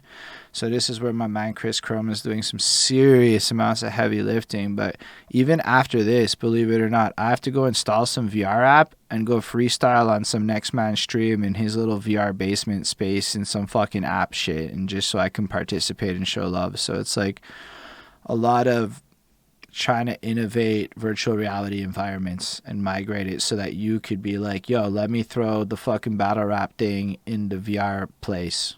And then we got you. Right, right. Well, and that's definitely something to, you know what I mean? If you're glad to hear that you're working, glad to hear that you're, keeping it real, man, just doing what you love to do. And that's the entire focus of all of the things that I am a part of is just doing what I love to do and being around the people that are a part of that. So I do appreciate you giving me the time to be Facts, on this man. interview. And I My appreciate bladder you. is swollen. I So, definitely have to use the all right. washroom So after 2 hours. just give me So a little yeah, second man. to wrap it up properly, though. So I appreciate you coming through here, and I just want to give a big shout out to everybody that watched it live, that's still with us from the different platforms. Y'all are wonderful people. Make sure to like, follow, subscribe. Links will be in the description of the video and whatnot for the future of anybody that's watching this. It's the.official.jones, I believe, on Instagram is that handle for the audio only people. You can figure it out from there. Make sure to go do all of that good stuff and show some love. And on that note, everybody, I totally appreciate you being here with us, and live long and prosper, everybody out there in the universe. Yeah, thanks for having me, man. Yo, everybody, you're gonna see what happens in round two. Lyrical Monsters, man. Let's go. UBZ.